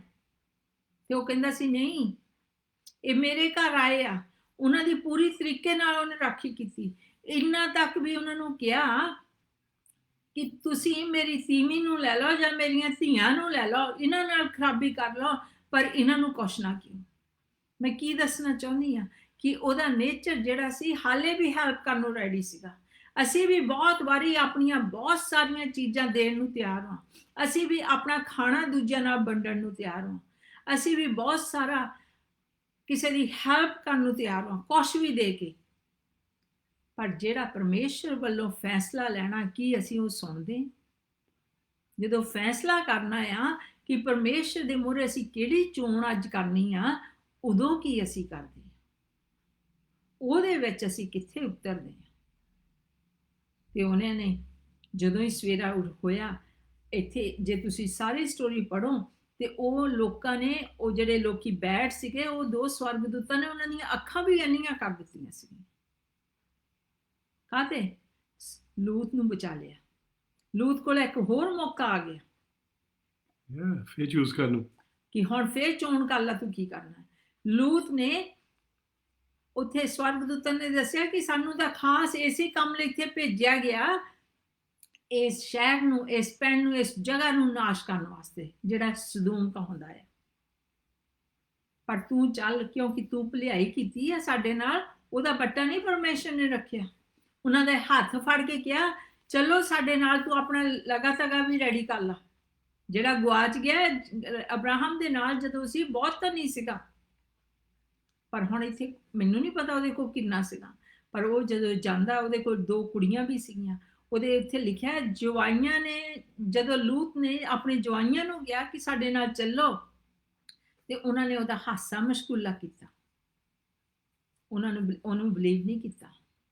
ਉਹਦੇ ਨਾਲ ਸਿਰਫ ਇੱਕ ਔਰਤ ਤੇ 2 ਉਹਦੀਆਂ ਬੇਟੀਆਂ ਗਈਆਂ। ਤੇ ਉਹ ਦੱਸਦਾ ਆ, ਉਹਦੇ ਜਿਹੜੇ ਦੂਤ ਆ, ਉਹ ਕਹਿੰਦੇ ਛੇਤੀ ਛੇਤੀ ਕਰ, ਅਸੀਂ ਤਾਂ ਕੰਮ ਕਰਨਾ ਆਪਣਾ, ਅਸੀਂ ਇਹਨੂੰ ਭਸਮ ਕਰਨਾ ਆ। ਪਰ ਉਹਨੇ ਕੀ ਚੋਣ ਕੀਤੀ ਆ? ਉਹਨੇ ਕਿਹਾ ਨਹੀਂ ਵੀ ਮੈਨੂੰ ਹੁਣ ਆਪਣੇ ਪਿੱਛੇ ਜਾਣ ਦੇ, ਮੇਰੇ ਅਬਰਾਹਮ ਦੇ ਕੋਲ। ਉਹ ਕਹਿੰਦਾ ਮੈਨੂੰ ਉਸ ਪਹਾੜੀ ਤੇ ਜਾਣ ਦੇ, ਹਾਲੇ ਵੀ ਪਹਾੜੀਆਂ ਦੇ ਮਗਰ ਆ। ਹੋ ਸਕਦਾ ਸੀ ਉਹਦੇ ਦਿਲ 'ਚ ਹੋਊਗਾ ਜੇ ਮੈਂ ਉੱਥੇ ਪਹੁੰਚ ਗਿਆ ਅੱਗ ਤੋਂ ਬਚ ਜਾਊਂਗਾ। ਹਾਂ, ਅੱਗ ਤੋਂ ਬਚ ਜਾਣਾ ਸੀ, ਉਹ ਤਾਂ ਸਵਰਗਦੂਤਾਂ ਨੇ ਬਚਾ ਲੈਣਾ ਸੀਗਾ। ਪਰ ਫੈਸਲਾ ਰੋਂਗ ਸੀਗਾ। ਤੇ ਉੱਥੇ ਜਾ ਕੇ ਜਦੋਂ ਖੁੰਤਰ ਦੇ ਵਿੱਚ ਕਹਿੰਦਾ ਰਿਹਾ, ਜਦੋਂ ਡਰਦਾ ਸੀਗਾ, ਹਾਲੇ ਵੀ ਰੋਂਗ ਚੋਣ ਕਰ ਲਈ। ਉਹਨੇ ਕਿਹਾ ਮੈਨੂੰ ਉੱਥੇ ਤੱਕ ਪਹੁੰਚ ਲੈਣ ਦੇ, ਫੇਰ ਤੂੰ ਇਸ ਧਰਤੀ ਨੂੰ ਅੱਗ ਲਾਈ। ਤੇ ਜਦੋਂ ਉੱਥੇ ਪਹੁੰਚ ਜਾਂਦਾ ਹੈ, ਉਹ ਲੋਕਾਂ ਤੋਂ ਡਰਦਾ ਸੀਗਾ। ਅਬਰਾਹਮ ਨੇ ਆਪ ਕਹਿੰਦੇ ਦੇਖਿਆ, ਆਪ ਕਿੰਨਾ ਲਾਗੇ ਸੀਗਾ, ਸੋ ਜਾ ਸਕਦਾ ਸੀਗਾ ਮੁੜ ਕੇ ਕਿ ਮੈਨੂੰ ਇੱਥੇ ਹੀ ਸ਼ਰਨ ਦੇ ਦੇ। ਜਿਹਦਾ ਅਜਾੜੂ ਪੁੱਤ ਨੇ ਸਾਰਾ ਕੁਛ ਉਜਾੜ ਕੇ ਮੁੜ ਕੇ ਆਪਣੇ ਪੇ ਕੋਲ ਆ ਗਿਆ ਸੀਗਾ ਤੇ ਉਹ ਬਚ ਗਿਆ ਸੀਗਾ। ਜੇ ਅਸੀਂ ਵੀ ਅੱਜ ਗਲਤ ਫੈਸਲਾ ਕੀਤਾ ਆ, ਅਸੀਂ ਵੀ ਮੁੜ ਕੇ ਪਿਤਾ ਕੋਲ ਆ ਸਕਦੇ ਹਾਂ। ਪਿਤਾ ਮੇਰੇ ਤੋਂ ਗਲਤੀ ਹੋ ਗਈ ਆ, ਮੈਨੂੰ ਅੱਜ ਬਚਾ ਲਾ। ਪਰ ਇੱਥੇ ਕੀ ਦੇਖਦੇ ਹਾਂ ਆਪਾਂ, 19ਵਾਂ ਚੈਪਟਰ ਤੇ ਉਹਦੀ 31 ਤੇ 33 ਆਇਤ ਵਿੱਚ ਦੇਖਦੇ ਹਾਂ ਕਿ ਉਹਦੀਆਂ ਕੁੜੀਆਂ ਨੇ ਉਹਦੇ ਨਾਲ ਕੀ ਕੀਤਾ। ਜਵਾਈ ਤਾਂ ਉੱਥੇ ਰਹਿ ਗਏ, ਹੋਰ ਕੋਈ ਉਹਦੇ ਨਾਲ ਨਹੀਂ ਆਇਆ। ਇੱਥੇ ਲਿਖਿਆ ਪਲੋਠੀ ਨੇ ਛੋਟੀ ਨੂੰ ਆਖਿਆ ਸਾਡਾ ਪਿਤਾ ਬੁੱਢਾ ਆ ਔਰ ਧਰਤੀ ਤੇ ਕੋਈ ਮਨੁੱਖ ਨਹੀਂ ਆ ਜੋ ਸਾਰੀ ਧਰਤੀ ਦੇ ਦਸਤੂਰ ਅਨੁਸਾਰ ਸਾਡੇ ਕੋਲ ਅੰਦਰ ਆਵੇ। ਹੁਣ ਉਹਨਾਂ ਨੂੰ ਕੋਈ ਬੰਦਾ ਹੀ ਨਹੀਂ ਉੱਥੇ ਦੱਸਦਾ। ਉਹਨਾਂ ਨੂੰ ਲੱਗਦਾ ਸੀ ਇਕੱਲੇ ਹੀ ਆ। ਪਰਮੇਸ਼ਰ ਦੀ ਕੋਈ ਸਿੱਖਿਆ ਉਹਨਾਂ ਦੇ ਉੱਤੇ ਨਹੀਂ ਸੀਗੀ ਕਿ ਪਰਮੇਸ਼ਰ ਰਾਹ ਬਣਾ ਸਕਦਾ ਹੈ। ਨਾ ਤੇ ਲੂਤ ਨੇ ਸਹੀ ਚੋਣ ਕੀਤੀ, ਨਾ ਆਪਣੇ ਬੱਚਿਆਂ ਨੂੰ ਸਹੀ ਸਿੱਖਿਆ ਦਿੱਤੀ। ਜ਼ਰੂਰ ਉਹ ਪਰਮੇਸ਼ਰ ਦੇ ਭੈ ਦੇ ਨਾਲ ਸੀਗਾ, ਜ਼ਰੂਰ ਉਹ ਦੂਤਾਂ ਦੀ ਸੇਵਾ ਕਰਨੀ ਚਾਹੁੰਦਾ ਸੀ। ਤਾਂ ਕੀ ਕਿਹਾ, ਹਾਂ ਅਸੀਂ ਆਪਣੇ ਪਿਤਾ ਨੂੰ ਮੱਧ ਪਿਲਾਈਏ। ਪਹਿਲਾਂ ਉਹ ਕਹਿੰਦੇ ਅਸੀਂ ਆਪਣੇ ਪਿਤਾ ਨੂੰ ਸ਼ਰਾਬੀ ਕਰ ਲਈਏ ਅਤੇ ਅਸੀਂ ਉਹਦੇ ਸੰਗ ਲੇਟੀਏ ਅਤੇ ਐਵੇਂ ਅਸੀਂ ਆਪਣੇ ਪਿਤਾ ਦੀ ਅੰਸ਼ ਕਾਇਮ ਕਰਾਂਗੇ। ਕੀ ਤੁਹਾਨੂੰ ਇਹ ਪਾਪ ਨਹੀਂ ਲੱਗਦਾ? ਆਪਣੇ ਪਿਤਾ ਦੇ ਨਾਲ, ਪਿਤਾ ਨੂੰ ਪਹਿਲਾਂ ਨਸ਼ਾ ਦਿੱਤਾ, ਮੈਨੂੰ ਨਹੀਂ ਪਤਾ ਕਿਹੜੇ ਫੋਨ ਦੇ ਵਿੱਚ ਉਹਨੂੰ ਨਸ਼ਾ ਦਿੱਤਾ, ਪਰ ਇਦਾਂ ਹੀ ਲਿਖਿਆ ਆ ਕਿ ਉਹਨੂੰ ਮੱਧ ਪਿਲਾਈ, ਉਹਨੂੰ ਨਸ਼ਾ ਕੀਤਾ, ਤੇ ਉਹ ਜਦੋਂ ਬੇਹੋਸ਼ੀ ਦੀ ਹਾਲਤ ਵਿੱਚ ਹੋਈ ਤੇ ਉਹਦੇ ਨਾਲ ਸੁੱਤੀ, ਗਰਭਵਤੀ ਹੋਈ। ਇਦਾਂ ਹੀ ਦੂਸਰੀ ਲੜਕੀ ਨੇ ਵੀ ਕੀਤਾ। ਉਹਨੇ ਫੈਸਲਾ ਕਰ ਲਿਆ, ਉਹਨੇ ਵੀ ਪਰਮੇਸ਼ਰ ਵੱਲ ਨੂੰ ਆਪਣਾ ਮੂੰਹ ਨਹੀਂ ਮੋੜਿਆ ਵੀ ਅਸੀਂ ਇੱਥੇ ਪਰਮੇਸ਼ਰ ਪਿਤਾ ਕੱਲੀਆਂ ਆ। ਕਾਹਤੇ? ਹੋ ਸਕਦਾ ਹੈ, ਮੈਨੂੰ ਨਹੀਂ ਪਤਾ, ਪਰ ਇਦਾਂ ਕਿ ਉਹਨਾਂ ਨੂੰ ਕੋਈ ਸਿੱਖਿਆ ਨਹੀਂ ਸਹੀ ਮਿਲੀ ਉੱਥੇ ਸਦੂਮ ਦੇ ਵਿੱਚ। ਪਰਮੇਸ਼ਰ ਦਾ ਭੈ ਹੈ ਨਹੀਂ ਸੀ ਉਹਨਾਂ ਦੇ ਦਿਲਾਂ ਦੇ ਵਿੱਚ, ਉਹਨਾਂ ਨੂੰ ਨਹੀਂ ਸੀ ਪਤਾ ਪਰਮੇਸ਼ਰ ਰਾਹ ਬਣਾ ਸਕਦਾ ਹੈ। ਜੇ ਉਹ ਕਿਤੇ ਮੁੜ ਕੇ ਉੱਥੋਂ ਫਿਰ ਅਬਰਾਹਮ ਵੱਲ ਨੂੰ ਚੱਲ ਜਾਂਦੇ, ਦੇਖੋ ਕਿੰਨੇ ਚਾਂਸ ਦਿੱਤੇ, ਅਬਰਾਹਮ ਨੇ ਵੀ ਉਹਨਾਂ ਨੂੰ ਬਚਾ ਲਿਆ, ਫਿਰ ਦੂਤਾਂ ਨੇ ਵੀ ਆ ਕੇ ਉਹਨਾਂ ਨੂੰ ਬਚਾ ਲਿਆ। ਦੂਤਾਂ ਨੇ ਉਹਨਾਂ ਨੂੰ ਚੋਣ ਵੀ ਦਿੱਤੀ, ਤੂੰ ਚੁਣ ਲੈ ਕਿੱਧਰ ਨੂੰ ਜਾਣਾ ਹੈ। ਉਹ ਕਹਿੰਦਾ ਉਸ ਪਹਾੜੀ ਤੇ ਮੈਨੂੰ ਜਾਣ ਦੇ, ਫੇਰ ਲਾਈ ਅੱਗ। ਤੇ ਉਹ ਫਿਰ ਉੱਥੇ ਖੁੰਦਰ ਦੇ ਵਿੱਚ ਡਰਦੇ ਮਾਰੇ, ਡਰਦੇ ਕਦੋਂ ਆ ਜਦੋਂ ਅਸੀਂ ਗਲਤ ਕੰਮ ਕਰ ਲੈਂਦੇ ਤਾਂ ਉਹਨਾਂ ਨੇ ਆਪਣੇ ਪਿਤਾ ਨੂੰ ਉਸੇ ਰਾਤ ਮੱਧ ਪਿਆਈ ਅਤੇ ਪਲੋਠੀ ਜਾ ਕੇ ਆਪਣੇ ਪਿਤਾ ਦੇ ਸੰਗ ਲੇਟੀ, ਔਰ ਉਹਨੇ ਉਸ ਦਾ ਲੇਟਣ ਉੱਠਣ ਨੂੰ ਨਹੀਂ ਜਾਣਿਆ। ਉਹਦੇ ਪਿਤਾ ਨੇ ਉਹਨੂੰ ਨਹੀਂ ਪਤਾ ਲੱਗਣ ਦਿੱਤਾ ਵੀ ਇਹ ਕੀ ਹੋਇਆ, ਤੇ ਉਹ ਦੋਨੇ ਇਦਾਂ ਹੀ ਕਰਦੀਆਂ ਰਹੀਆਂ। ਪਰਮੇਸ਼ਰ ਨੇ ਲੂਤ ਨੂੰ ਮੌਕੇ ਤੋਂ ਬਾਅਦ ਮੌਕਾ ਦਿੱਤਾ। ਉਸ ਦਾ ਇਰਾਦਾ ਮਦਦ ਕਰਨ ਵਾਲਾ ਵੀ ਸੀ, ਆਪਣਾ ਸਾਰਾ ਕੁਝ ਖਿਲਾਉਣ ਪਿਲਾਉਣ ਦੇ ਵਿੱਚ ਵੀ ਸੀ, ਪ੍ਰਾਹੁਣਚਾਰੀ ਵਿੱਚ ਵੀ ਨੇਕ ਸੀਗਾ, ਪਰ ਚੋਣਾਂ ਗਲਤ ਸੀਗੀਆਂ। ਆਪਣੀਆਂ ਅੱਖਾਂ ਉਸ ਹਰਿਆਲੀ ਵੱਲ ਲਾ ਲਈਆਂ। ਪਰ ਪਰਮੇਸ਼ਰ ਚਾਹੁੰਦਾ ਸਟੈਪ ਬਾਏ ਸਟੈਪ, ਜਿੱਦਾਂ ਆਪਾਂ ਨੂੰ ਪਰਮੇਸ਼ਰ ਨੇ ਦਿਖਾ ਲਿਆ। ਆਪਾਂ ਅੱਜ ਸੈਟਨਮ ਦੇ ਮਗਰ ਲੱਗਦੇ ਆ, 1 ਕਰੋੜ ਤੋਂ ਟਰਨ ਕਰਨਾ ਹੈ, ਫਿਰ ਤੁਸੀਂ ਇੱਧਰ ਨੂੰ ਟਰਨ ਕਰਨਾ ਹੈ, ਫਿਰ ਲੈਫਟ ਲੈਣੀ ਹੈ, ਫਿਰ ਰਾਈਟ ਲੈਣੀ ਹੈ। ਇਹ ਪਰਮੇਸ਼ਰ ਸਾਤੋਂ ਚਾਹੁੰਦਾ ਹੈ ਕਿ ਅਸੀਂ ਉਹਦੇ ਡਾਇਰੈਕਸ਼ਨ ਦੇ ਉੱਤੇ ਫੋਲੋ ਕਰੀਏ, ਆਪਣੀਆਂ ਅੱਖਾਂ ਦੀ ਹਰਿਆਲੀ ਦੇ ਉੱਤੇ ਨਹੀਂ। ਤੇ ਉੱਥੇ ਬਹੁਤ ਸਾਰੀਆਂ ਚੀਜ਼ਾਂ, ਅਬਰਾਹਮ ਜ਼ਰੂਰ ਉਹ ਚੰਗਾ ਸੀਗਾ, ਪਰ ਉਹਨੇ ਉਸ ਚੋਣ ਦੇ ਕਰਕੇ ਆਪਣੀ ਔਰਤ ਨੂੰ ਵੀ ਲੂਜ਼ ਕਰ ਲਿਆ। ਜੇ ਆਪਾਂ ਨੂੰ ਪਤਾ ਆ, ਉਹਦੀ ਤੀਵੀਂ ਜਿਹੜੀ ਸੀ, ਉਹਨਾਂ ਨੂੰ ਕਿਹਾ ਗਿਆ ਸੀ ਕੋਈ ਪਿੱਛੇ ਮੁੜ ਕੇ ਨਾ ਦੇਖਿਓ, ਤੇ ਉਹ ਪਿੱਛੇ ਮੁੜ ਕੇ ਦੇਖੀ ਤੇ ਥੰਮ ਬਣ ਗਈ। ਉਹਦੀ ਔਰਤ ਨੇ ਵੀ ਰੌਂਗ ਚੋਣ ਕਰ ਲਈ, ਤੇ ਹੁਣ ਉਹ ਤਾਂ ਹੀ 3 ਇਕੱਲੇ ਰਹਿ ਗਏ। ਤੇ ਫਿਰ ਉਹਨੇ ਗਾਹਾਂ ਜਾ ਕੇ ਉਹਨਾਂ ਦੀਆਂ ਕੁੜੀਆਂ ਨੇ ਵੀ ਪਾਪ ਕਰ ਲਿਆ। ਅੱਜ ਆਪਣੇ ਫੈਸਲੇ ਦੇ ਨਾਲ ਆਪਾਂ ਕਿੱਥੇ ਹਾਂ, ਕੀ ਕਰ ਰਹੇ ਹਾਂ? ਕਈ ਵਾਰੀ ਸਾਡੇ ਬੱਚੇ ਕਹਿੰਦੇ ਤੁਸੀਂ ਪੁਰਾਣੇ ਯੁੱਗ ਦੇ ਵਿੱਚ ਹੋ, ਤੁਹਾਨੂੰ ਨਹੀਂ ਪਤਾ ਅੱਜ ਕੱਲ੍ਹ ਕੀ ਹੋ ਰਿਹਾ ਹੈ। ਵਿਆਹ ਤੋਂ ਬਗੈਰ ਇਕੱਠੇ ਰਹਿ ਸਕਦੇ ਆ, ਝੂਠ ਬੋਲਣ ਨਾਲ ਕੋਈ ਫਰਕ ਨਹੀਂ ਪੈਂਦਾ, ਸਾਰੀ ਦੁਨੀਆ ਹੀ ਕਰਦੀ ਆ। ਗੌਰਮੈਂਟ ਨਾਲ ਹੇਰਾ ਫੇਰੀ ਕਰ ਲਓ, ਕੋਈ ਫਰਕ ਨਹੀਂ ਪੈਂਦਾ, ਕਰਕੇ ਸਾਰੀ ਦੁਨੀਆ ਹੀ ਕਰਦੀ ਹੈ। ਨਹੀਂ, ਤੁਸੀਂ ਕੀ ਕਰਨਾ, ਮੈਂ ਕੀ ਕਰਨਾ, ਉਹਦਾ ਰਿਜ਼ਲਟ ਹੀ ਸਾਨੂੰ ਭੋਗਣਾ ਪੈਣਾ ਹੈ। ਜਿਹੜੀ ਚੋਣ ਤੁਸੀਂ ਕੀਤੀ, ਉਹ ਤੁਹਾਨੂੰ ਤੇ ਤੁਹਾਡੇ ਪਰਿਵਾਰ ਨੂੰ ਉਸ ਮੰਜ਼ਿਲ ਤੇ ਲੈ ਕੇ ਜਾਊਗੀ। ਜਿਹੜੀ ਚੋਣ ਮੈਂ ਕੀਤੀ, ਮੈਨੂੰ ਤੇ ਮੇਰੇ ਪਰਿਵਾਰ ਨੂੰ ਤੇ ਮੇਰੇ ਗੁਆਂਢੀਆਂ ਨੂੰ ਉਸ ਚੋਣ ਤੇ ਲੈ ਕੇ ਜਾਊਗੀ, ਮੰਜ਼ਿਲ ਤੇ।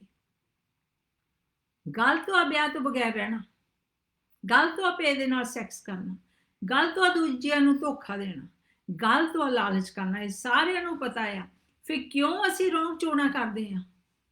ਕਿਉਂਕਿ ਬੈਰੀ ਸਾਡੀਆਂ ਅੱਖਾਂ ਦੇ ਮੂਹਰੇ ਹਰਿਆਲੀ ਲੈ ਕੇ ਆ ਰਿਹਾ ਹੈ, ਦਿਖਾਲਦਾ ਹੈ ਉਹ ਕਿੰਨਾ ਸੋਹਣਾ ਹੈ, ਕੋਈ ਨਹੀਂ ਫਰਕ ਪੈਂਦਾ। ਉਹ ਦੇਖੋ ਕਿੰਨੇ ਕਾਮਯਾਬ ਹੋ ਗਏ, ਉਹਨੇ ਗਲਤ ਕੰਮ ਵੀ ਕੀਤਾ ਸੀ, ਗਲਤ ਵਿਆਹ ਕੀਤਾ ਸੀ, ਲਾਲਚ ਨਾਲ ਕੀਤਾ ਸੀ, ਪਰ ਕਿੰਨੇ ਕਾਮਯਾਬ ਹੋ ਗਏ। ਥੋੜੇ ਚਿਰ ਲਈ ਆ ਕਾਮਯਾਬੀ ਦੱਸਦੀ, ਪਰ ਜਦੋਂ ਟਾਈਮ ਆਇਆ ਉਹਨੇ ਉੱਥੋਂ ਡਿੱਗ ਜਾਣਾ ਹੈ।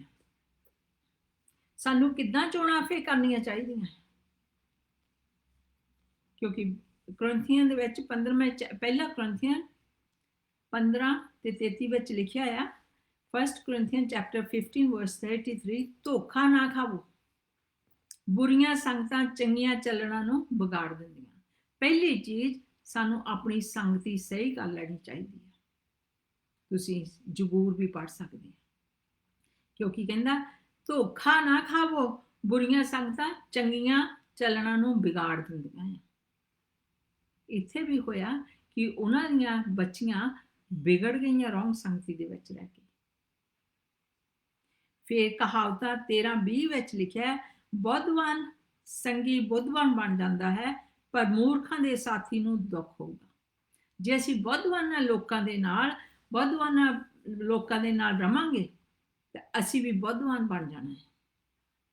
ਜੇ ਅਸੀਂ ਮੂਰਖਾਂ ਦੇ ਨਾਲ ਰਵਾਂਗੇ ਅਸੀਂ ਵੀ ਮੂਰਖ ਬਣ ਜਾਣਾ। ਸੋ ਸਾਨੂੰ ਪਵਿੱਤਰ ਆਤਮਾ ਦੀ ਮਰਜ਼ੀ ਨੂੰ ਪਛਾਣ ਕੇ ਉਹ ਫਰੈਂਡਸ ਲੈਣੇ ਚਾਹੀਦੇ ਆ, ਉਹਨਾਂ ਦੀ ਮੰਡਲੀ ਦੇ ਵਿੱਚ ਬਹਿਣਾ ਚਾਹੀਦਾ ਆ, ਉਹ ਜੀਵਨ ਸਾਥੀ ਲੈਣੇ ਚਾਹੀਦੇ ਆ ਜਿੱਧਰ ਨੂੰ ਪਿਤਾ ਪਰਮੇਸ਼ਰ ਸਾਨੂੰ ਭੇਜਦਾ ਹੈ, ਜਿੱਧਰ ਨੂੰ ਹੋਲੀ ਸਪਿਰਿਟ ਸਾਨੂੰ ਗਾਈਡ ਕਰਦਾ ਹੈ। ਸਾਡੀ ਨਿਗਾਹ ਦੇ ਵਿੱਚ ਬਹੁਤ ਸਾਰੇ ਚੰਗੇ ਹੋ ਸਕਦੇ ਆ, ਬਹੁਤ ਸਾਰੇ ਸਹੀ ਲੱਗਦੇ ਆ, ਪਰ ਕੀ ਤੁਹਾਨੂੰ ਹੋਲੀ ਸਪਿਰਿਟ ਕਹਿੰਦਾ ਹੈ? ਕੀ ਤੁਹਾਡੀ ਅਗਵਾਈ ਕਰਦਾ ਵਚਨ ਜੋ ਕਹਿੰਦਾ? ਜਦ ਤੁਸੀਂ ਕਹਿੰਦੇ ਮੈਂ ਲਾਚਾਰ ਸੀਗਾ, ਮੇਰੇ ਕੋਲ ਹੋਰ ਕੋਈ ਰਾਹ ਨਹੀਂ ਸੀਗਾ, ਜਿੱਦਾਂ ਉਹ ਕੁੜੀਆਂ ਨੇ ਕਿਹਾ। ਪਰਮੇਸ਼ਰ ਕਹਿੰਦਾ ਜਿੱਥੇ ਰਾਹ ਨਹੀਂ ਮੈਂ ਰਾਹ ਬਣਾ ਦੂੰਗਾ। ਸੋ ਜੇ ਉਹ ਰਾਹ ਬਣਾ ਸਕਦਾ, ਸਾਨੂੰ ਉਹਦੀ ਆਵਾਜ਼ ਸੁਣ ਲੈਣੀ ਚਾਹੀਦੀ ਹੈ। ਉਹਨੇ ਜੇ ਤੁਹਾਨੂੰ ਡਾਇਰੈਕਟ ਕਰਨਾ ਆ, 1 by 1 ਕਰਨਾ ਆ, ਪਰ ਤੁਸੀਂ ਕਹਿੰਦੇ ਮੈਂ ਆਹ ਹੀ ਫੈਸਲਾ ਲੈਣਾ, ਮੈਂ ਆਹ ਹੀ ਮੇਰੇ ਲਈ ਕੁੜੀ ਸਹੀ ਆ, ਆਹ ਹੀ ਮੁੰਡਾ ਮੇਰੇ ਲਈ ਸਹੀ ਆ, ਜਾਂ ਆਹ ਘਰ ਮੇਰੇ ਲਈ ਸਹੀ ਆ। ਕੀ ਪਰਮੇਸ਼ਰ ਤੁਹਾਨੂੰ ਅਗਵਾਈ ਕਰਦਾ ਹੈ ਉਹਦੇ ਵਿੱਚ? ਕੀ ਪਵਿੱਤਰ ਆਤਮਾ ਨੂੰ ਤੁਸੀਂ ਪੁੱਛਦੇ ਆ ਜਾਂ ਦੱਸਦੇ ਆ ਵੀ ਮੈਂ ਕਰਨਾ ਆ? ਲੂਤ ਨੇ ਦੱਸਿਆ ਮੈਂ ਆਹ ਲੈ ਲੈਣਾ ਹੈ, ਆਮੇਨ। ਪਰ ਪਰਮੇਸ਼ਰ ਕਹਿੰਦਾ ਮੈਨੂੰ ਪੁੱਛੋ। ਸਾਨੂੰ ਉਹਨੂੰ ਪੁੱਛਣ ਦੀ ਲੋੜ ਆ, ਦੱਸਣ ਦੀ ਲੋੜ ਨਹੀਂ ਹੈਗੀ। ਤੁਸੀਂ ਇਦਾਂ ਦੱਸ ਸਕਦੇ ਮੈਂ ਆਹ ਚਾਹੁੰਦਾ ਆ, ਪਰ ਪਿਤਾ ਤੇਰੀ ਕੀ ਮਰਜ਼ੀ ਹੈ, ਜਿੱਦਾਂ ਮਤੀ ਵਿੱਚ ਸੁਣਿਆ, let be your will be done. ਫਿਰ ਪਰਮੇਸ਼ਰ ਤੁਹਾਨੂੰ ਗਾਈਡ ਕਰੂਗਾ। ਚੰਗੀ ਸੰਗਤੀ ਦੀ ਚੋਣ ਕਰੋ। ਜ਼ਬੂਰਾਂ ਪਹਿਲੇ ਨੂੰ ਪੜ੍ਹ ਲਓ ਤੁਸੀਂ। ਨਾ ਦੇਖੋ ਲੋਕ ਕੀ ਕਰਦੇ, ਇਹ ਨਾ ਦੇਖੋ ਵੀ ਲੋਕੀ ਕਿੱਦਾਂ ਕਾਮਯਾਬ ਹੋ ਗਏ। ਇਹ ਸਾਰੀ ਦੁਨੀਆ ਦਾ ਧਨ ਨਾਸ਼ ਹੋ ਜਾਣਾ। ਹਸਬੈਂਡ ਵਾਈਫ ਨੇ ਆਪਣਾ ਆਪਣਾ ਫੈਸਲਾ ਦੇਣਾ ਹੈ, ਬੱਚਿਆਂ ਨੇ ਆਪਣਾ ਫੈਸਲਾ ਕਰਕੇ ਉਹਨਾਂ ਦਾ ਨਤੀਜਾ ਭੋਗਣਾ ਹੈ। ਪਰ ਤੁਹਾਡੀ ਤੇ ਮੇਰੀ ਚੋਣ ਦੇ ਨਾਲ ਲੋਕਾਂ ਤੇ ਕੀ ਅਸਰ ਹੁੰਦਾ ਹੈ? ਐਸਤਰ ਦੀ ਕਿਤਾਬ ਜਿਹੜੀ ਪਹਿਲਾ ਚੈਪਟਰ ਉਹਦੀ 12ਵੀਂ ਆਇਤ ਵਿੱਚ ਲਿਖਿਆ ਆ, ਪਰ ਮਲਕਾ ਵਸ਼ਤੀ ਨੇ ਪਾਤਸ਼ਾਹ ਦੇ ਹੁਕਮ ਨੂੰ ਆਉਣ ਤੋਂ ਮਨਾ ਕੀਤਾ, ਜਿਹੜਾ ਖੁਸ਼ੀਆਂ ਦੇ ਰਾਹੀਂ ਦਿੱਤਾ ਗਿਆ ਸੀ। ਇਸ ਲਈ ਪਾਤਸ਼ਾਹ ਬਹੁਤ ਹੀ ਗੁੱਸੇ ਹੋਇਆ ਅਤੇ ਉਹਦਾ ਕ੍ਰੋਧ ਉਹਦੇ ਵਿੱਚ ਬਲ ਉੱਠਿਆ। ਇਹ ਇੱਕ ਰਾਣੀ ਦੀ ਕਹਾਣੀ ਆ ਜਿਹਦੇ ਕੋਲ ਮੁਕਟ ਸੀਗਾ, ਜਿਹੜੀ ਮਹਿਲ ਵਿੱਚ ਰਹਿੰਦੀ ਸੀ, ਜਿਹੜੀ ਰਾਜੇ ਦੀ ਵਾਈਫ ਕਹਾਉਂਦੀ ਸੀਗੀ। ਤੁਸੀਂ ਅੱਜ ਕਿੱਥੇ ਆ? ਤੁਸੀਂ ਅੱਜ ਉਹਦੇ ਮਹਿਲ ਦੇ ਵਿੱਚ ਹੋ। ਤੁਹਾਡੇ ਕੋਲ ਅੱਜ ਮੁਕਟ ਹੈਗਾ। ਆਪਾਂ ਮਸੀਹ ਹੋ ਸਕਦੇ ਹਾਂ। ਅਸੀਂ ਪਰਮੇਸ਼ਰ ਦੇ ਘਰ ਦੇ ਮਾਲਕ ਬਣੇ ਹੋਏ ਸਕਦੇ ਹਾਂ, ਪਰ ਅੱਜ ਵੀ ਸਾਨੂੰ ਫੈਸਲਾ ਕਰਨਾ ਪੈਣਾ ਜਿੰਨਾ ਚਿਰ ਅਸੀਂ ਇਸ ਦੁਨੀਆ ਦੇ ਵਿੱਚ ਹਾਂ।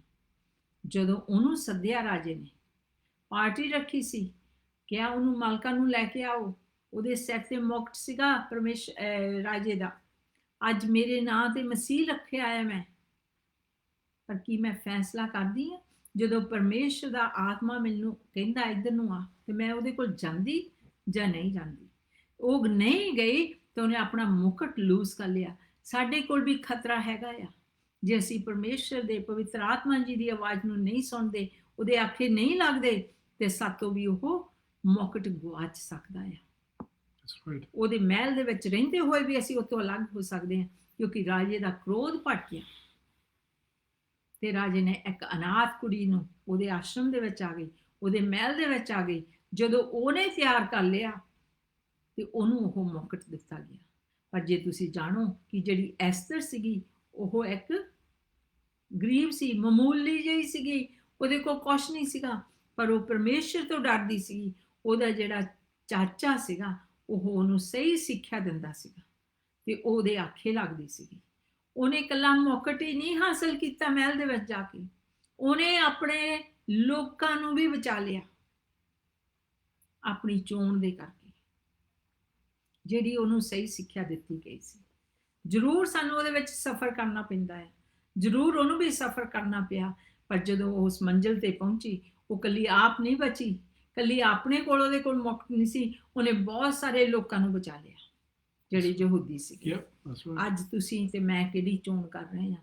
ਜੇ ਅਸੀਂ ਪਵਿੱਤਰ ਆਤਮਾ ਦੀ ਚੋਣ ਕਰਦੇ ਹਾਂ, ਜੋ ਉਹ ਕਹਿੰਦਾ ਹੈ, ਜੇ ਅਸੀਂ ਪ੍ਰਾਰਥਨਾ ਦੇ ਵਿੱਚ ਰਹਿੰਦੇ ਹਾਂ ਤੇ ਉਹਦੀ ਆਵਾਜ਼ ਨੂੰ ਸੁਣਦੇ ਆਖੇ ਲੱਗਦੇ ਹਾਂ, ਤਾਂ ਉਹ ਸਾਨੂੰ ਸਹੀ ਪਾਸੇ ਲੈ ਕੇ ਜਾਂਦਾ ਹੈ। Amen. ਰਸੂਲਾਂ ਦੇ ਕੰਮ 21:10 ਵਿੱਚ ਲਿਖਿਆ, ਅਤੇ ਜਾਂ ਅਸੀਂ ਕਈ ਦਿਨ ਉੱਥੇ ਠਹਿਰੇ ਤਾਂ ਆਗੂਬਾਸੂ ਨਾਮ ਦਾ ਇੱਕ ਨਬੀ ਯਹੂਦੀਆਂ ਤੋਂ ਉੱਤਰ ਆਇਆ।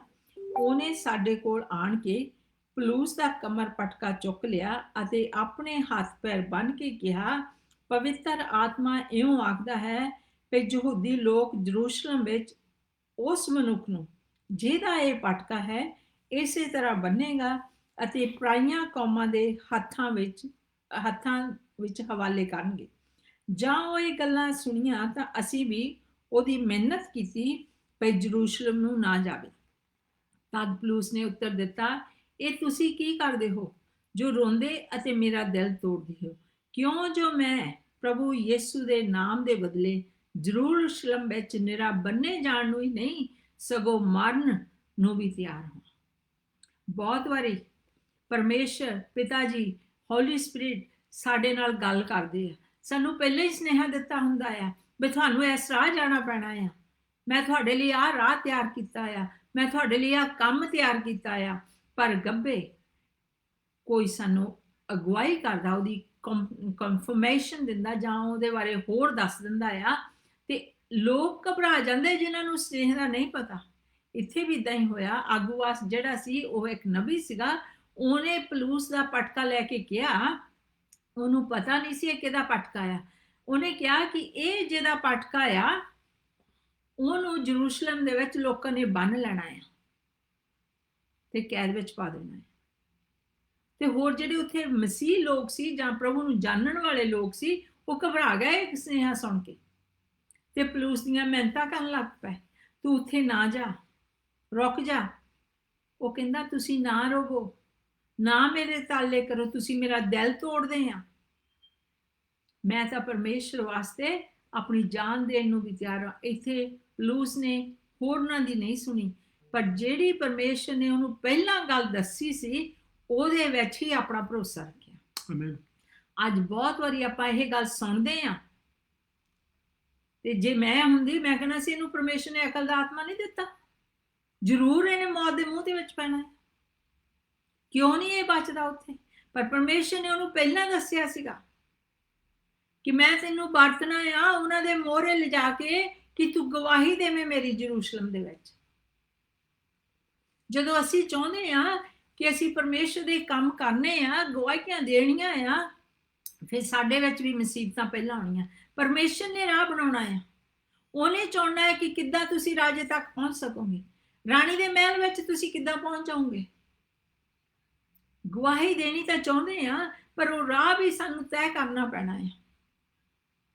ਪਰ ਜੇ ਤੁਸੀਂ ਪੱਕੇ ਭਰੋਸੇ ਨਾਲ ਜਾਣਦੇ ਆ, ਪ੍ਰਭੂ ਦੇ ਨਾਲ ਚੱਲਦੇ ਆ ਕਿ ਪ੍ਰਭੂ ਨੇ ਮੈਨੂੰ 2 ਸਾਲ ਪਹਿਲਾਂ ਇੱਕ ਵਚਨ ਦਿੱਤਾ ਸੀਗਾ, 6 ਮਹੀਨੇ ਪਹਿਲਾਂ ਵਚਨ ਦਿੱਤਾ ਸੀਗਾ, ਤੇ ਅੱਜ ਤੁਸੀਂ ਉਹਨੂੰ ਵਚਨ ਲੈ ਕੇ ਫੜ ਕੇ ਖੜੇ ਆ, ਜਾਂ ਲੋਕਾਂ ਦੀਆਂ ਮਿਹਨਤਾਂ ਕਰਨ ਦੇ ਦੁੱਖ ਦੇਖ ਕੇ ਉਹਨੂੰ ਉਤੋਂ ਮੂੰਹ ਫੇਰ ਲੈਂਦੇ।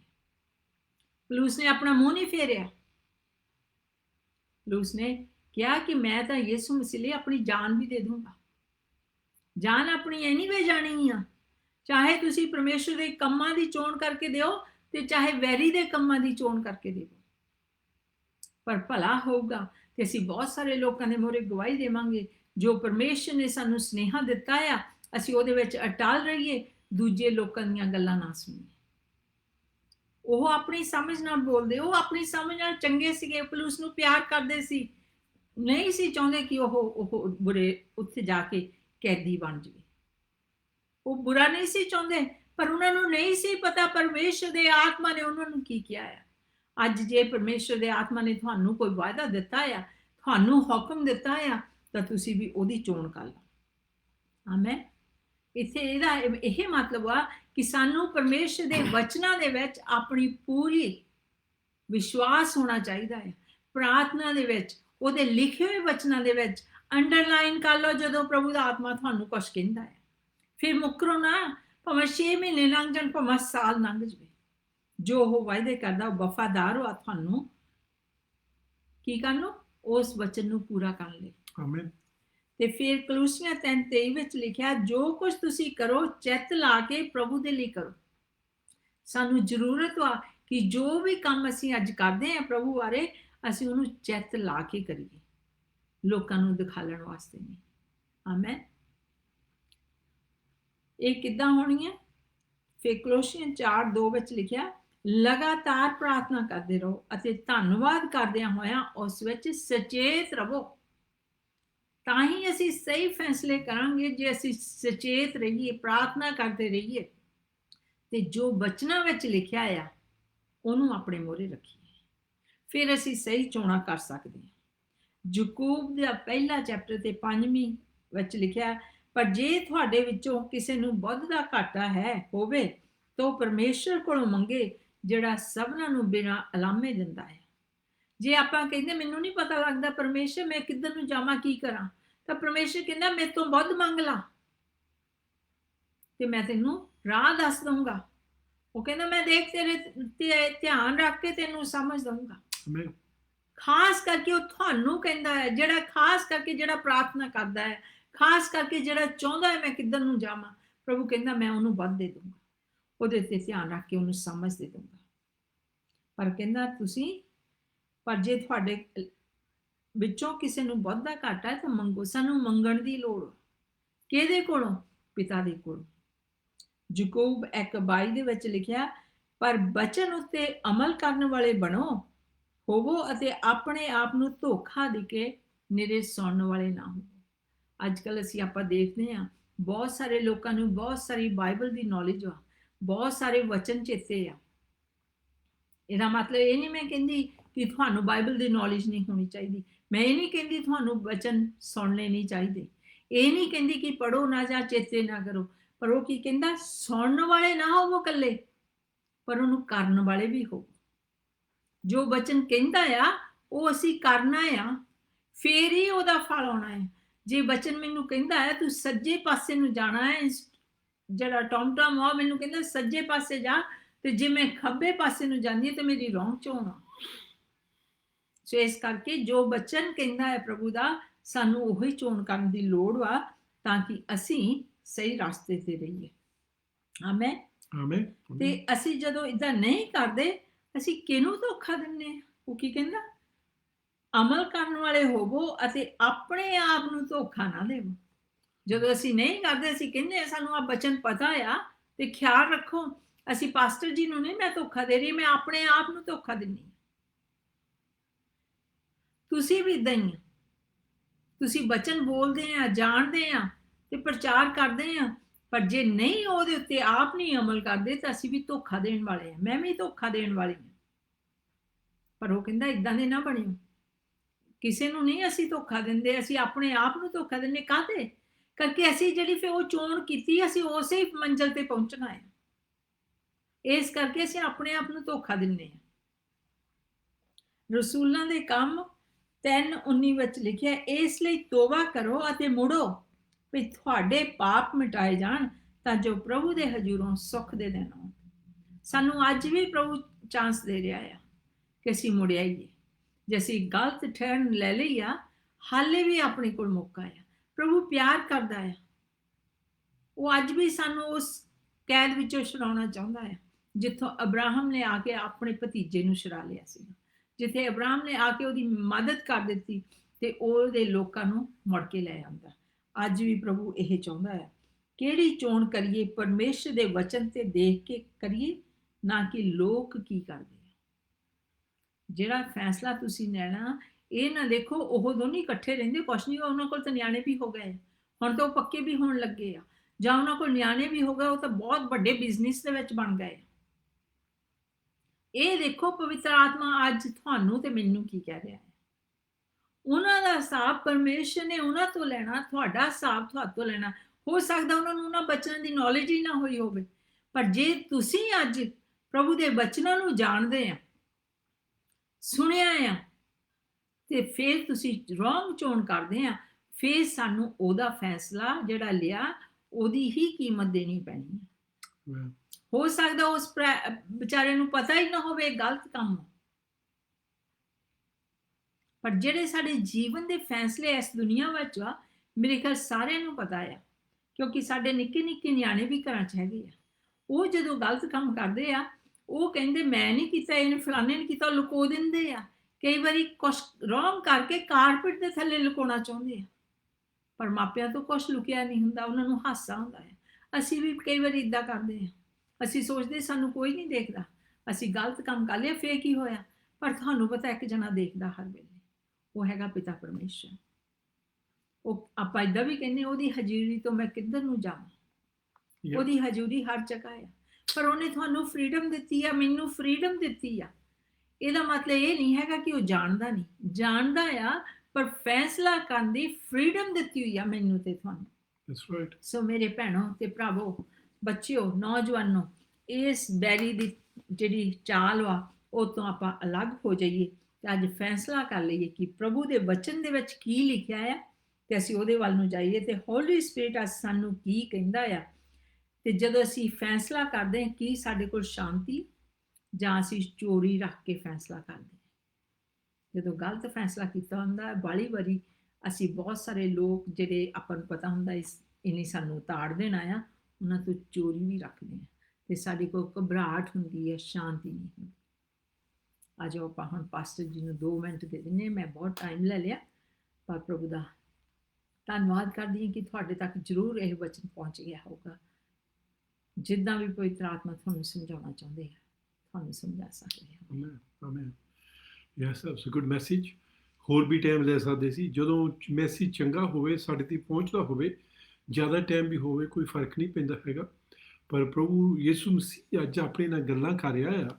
ਸੋ ਅੱਜ ਆਪਾਂ ਇਹ ਦੇਖਦੇ ਆ ਜੋ ਸੁਰਿੰਦਰ ਨੇ ਆਪਣੇ ਵਾਸਤੇ ਪੁਆਇੰਟ ਆਊਟ ਕੀਤਾ ਆ।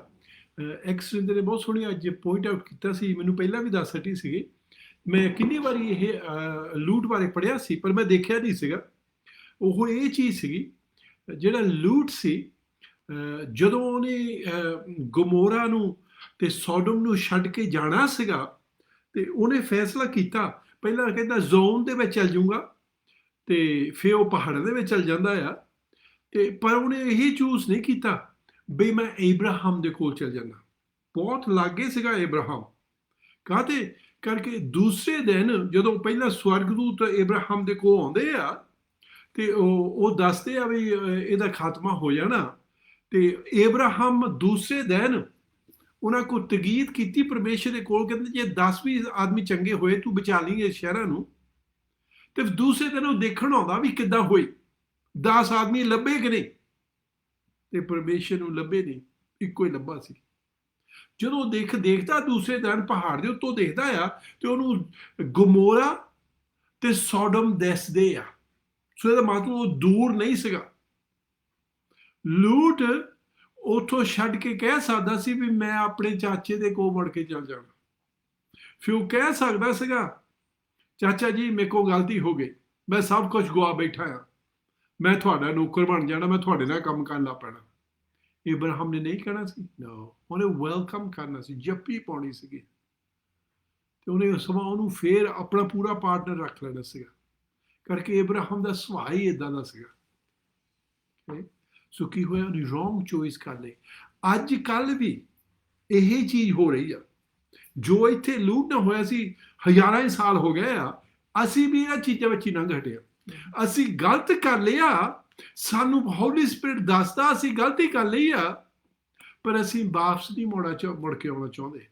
ਅਸੀਂ ਮਾਫੀ ਨਹੀਂ ਮੰਗਣਾ ਚਾਹੁੰਦੇ ਹੈਗੇ, ਅਸੀਂ ਆਪਣਾ ਸਿਰ ਨਹੀਂ ਨੀਵਾਂ ਕਰਨਾ ਚਾਹੁੰਦੇ ਹੈਗੇ।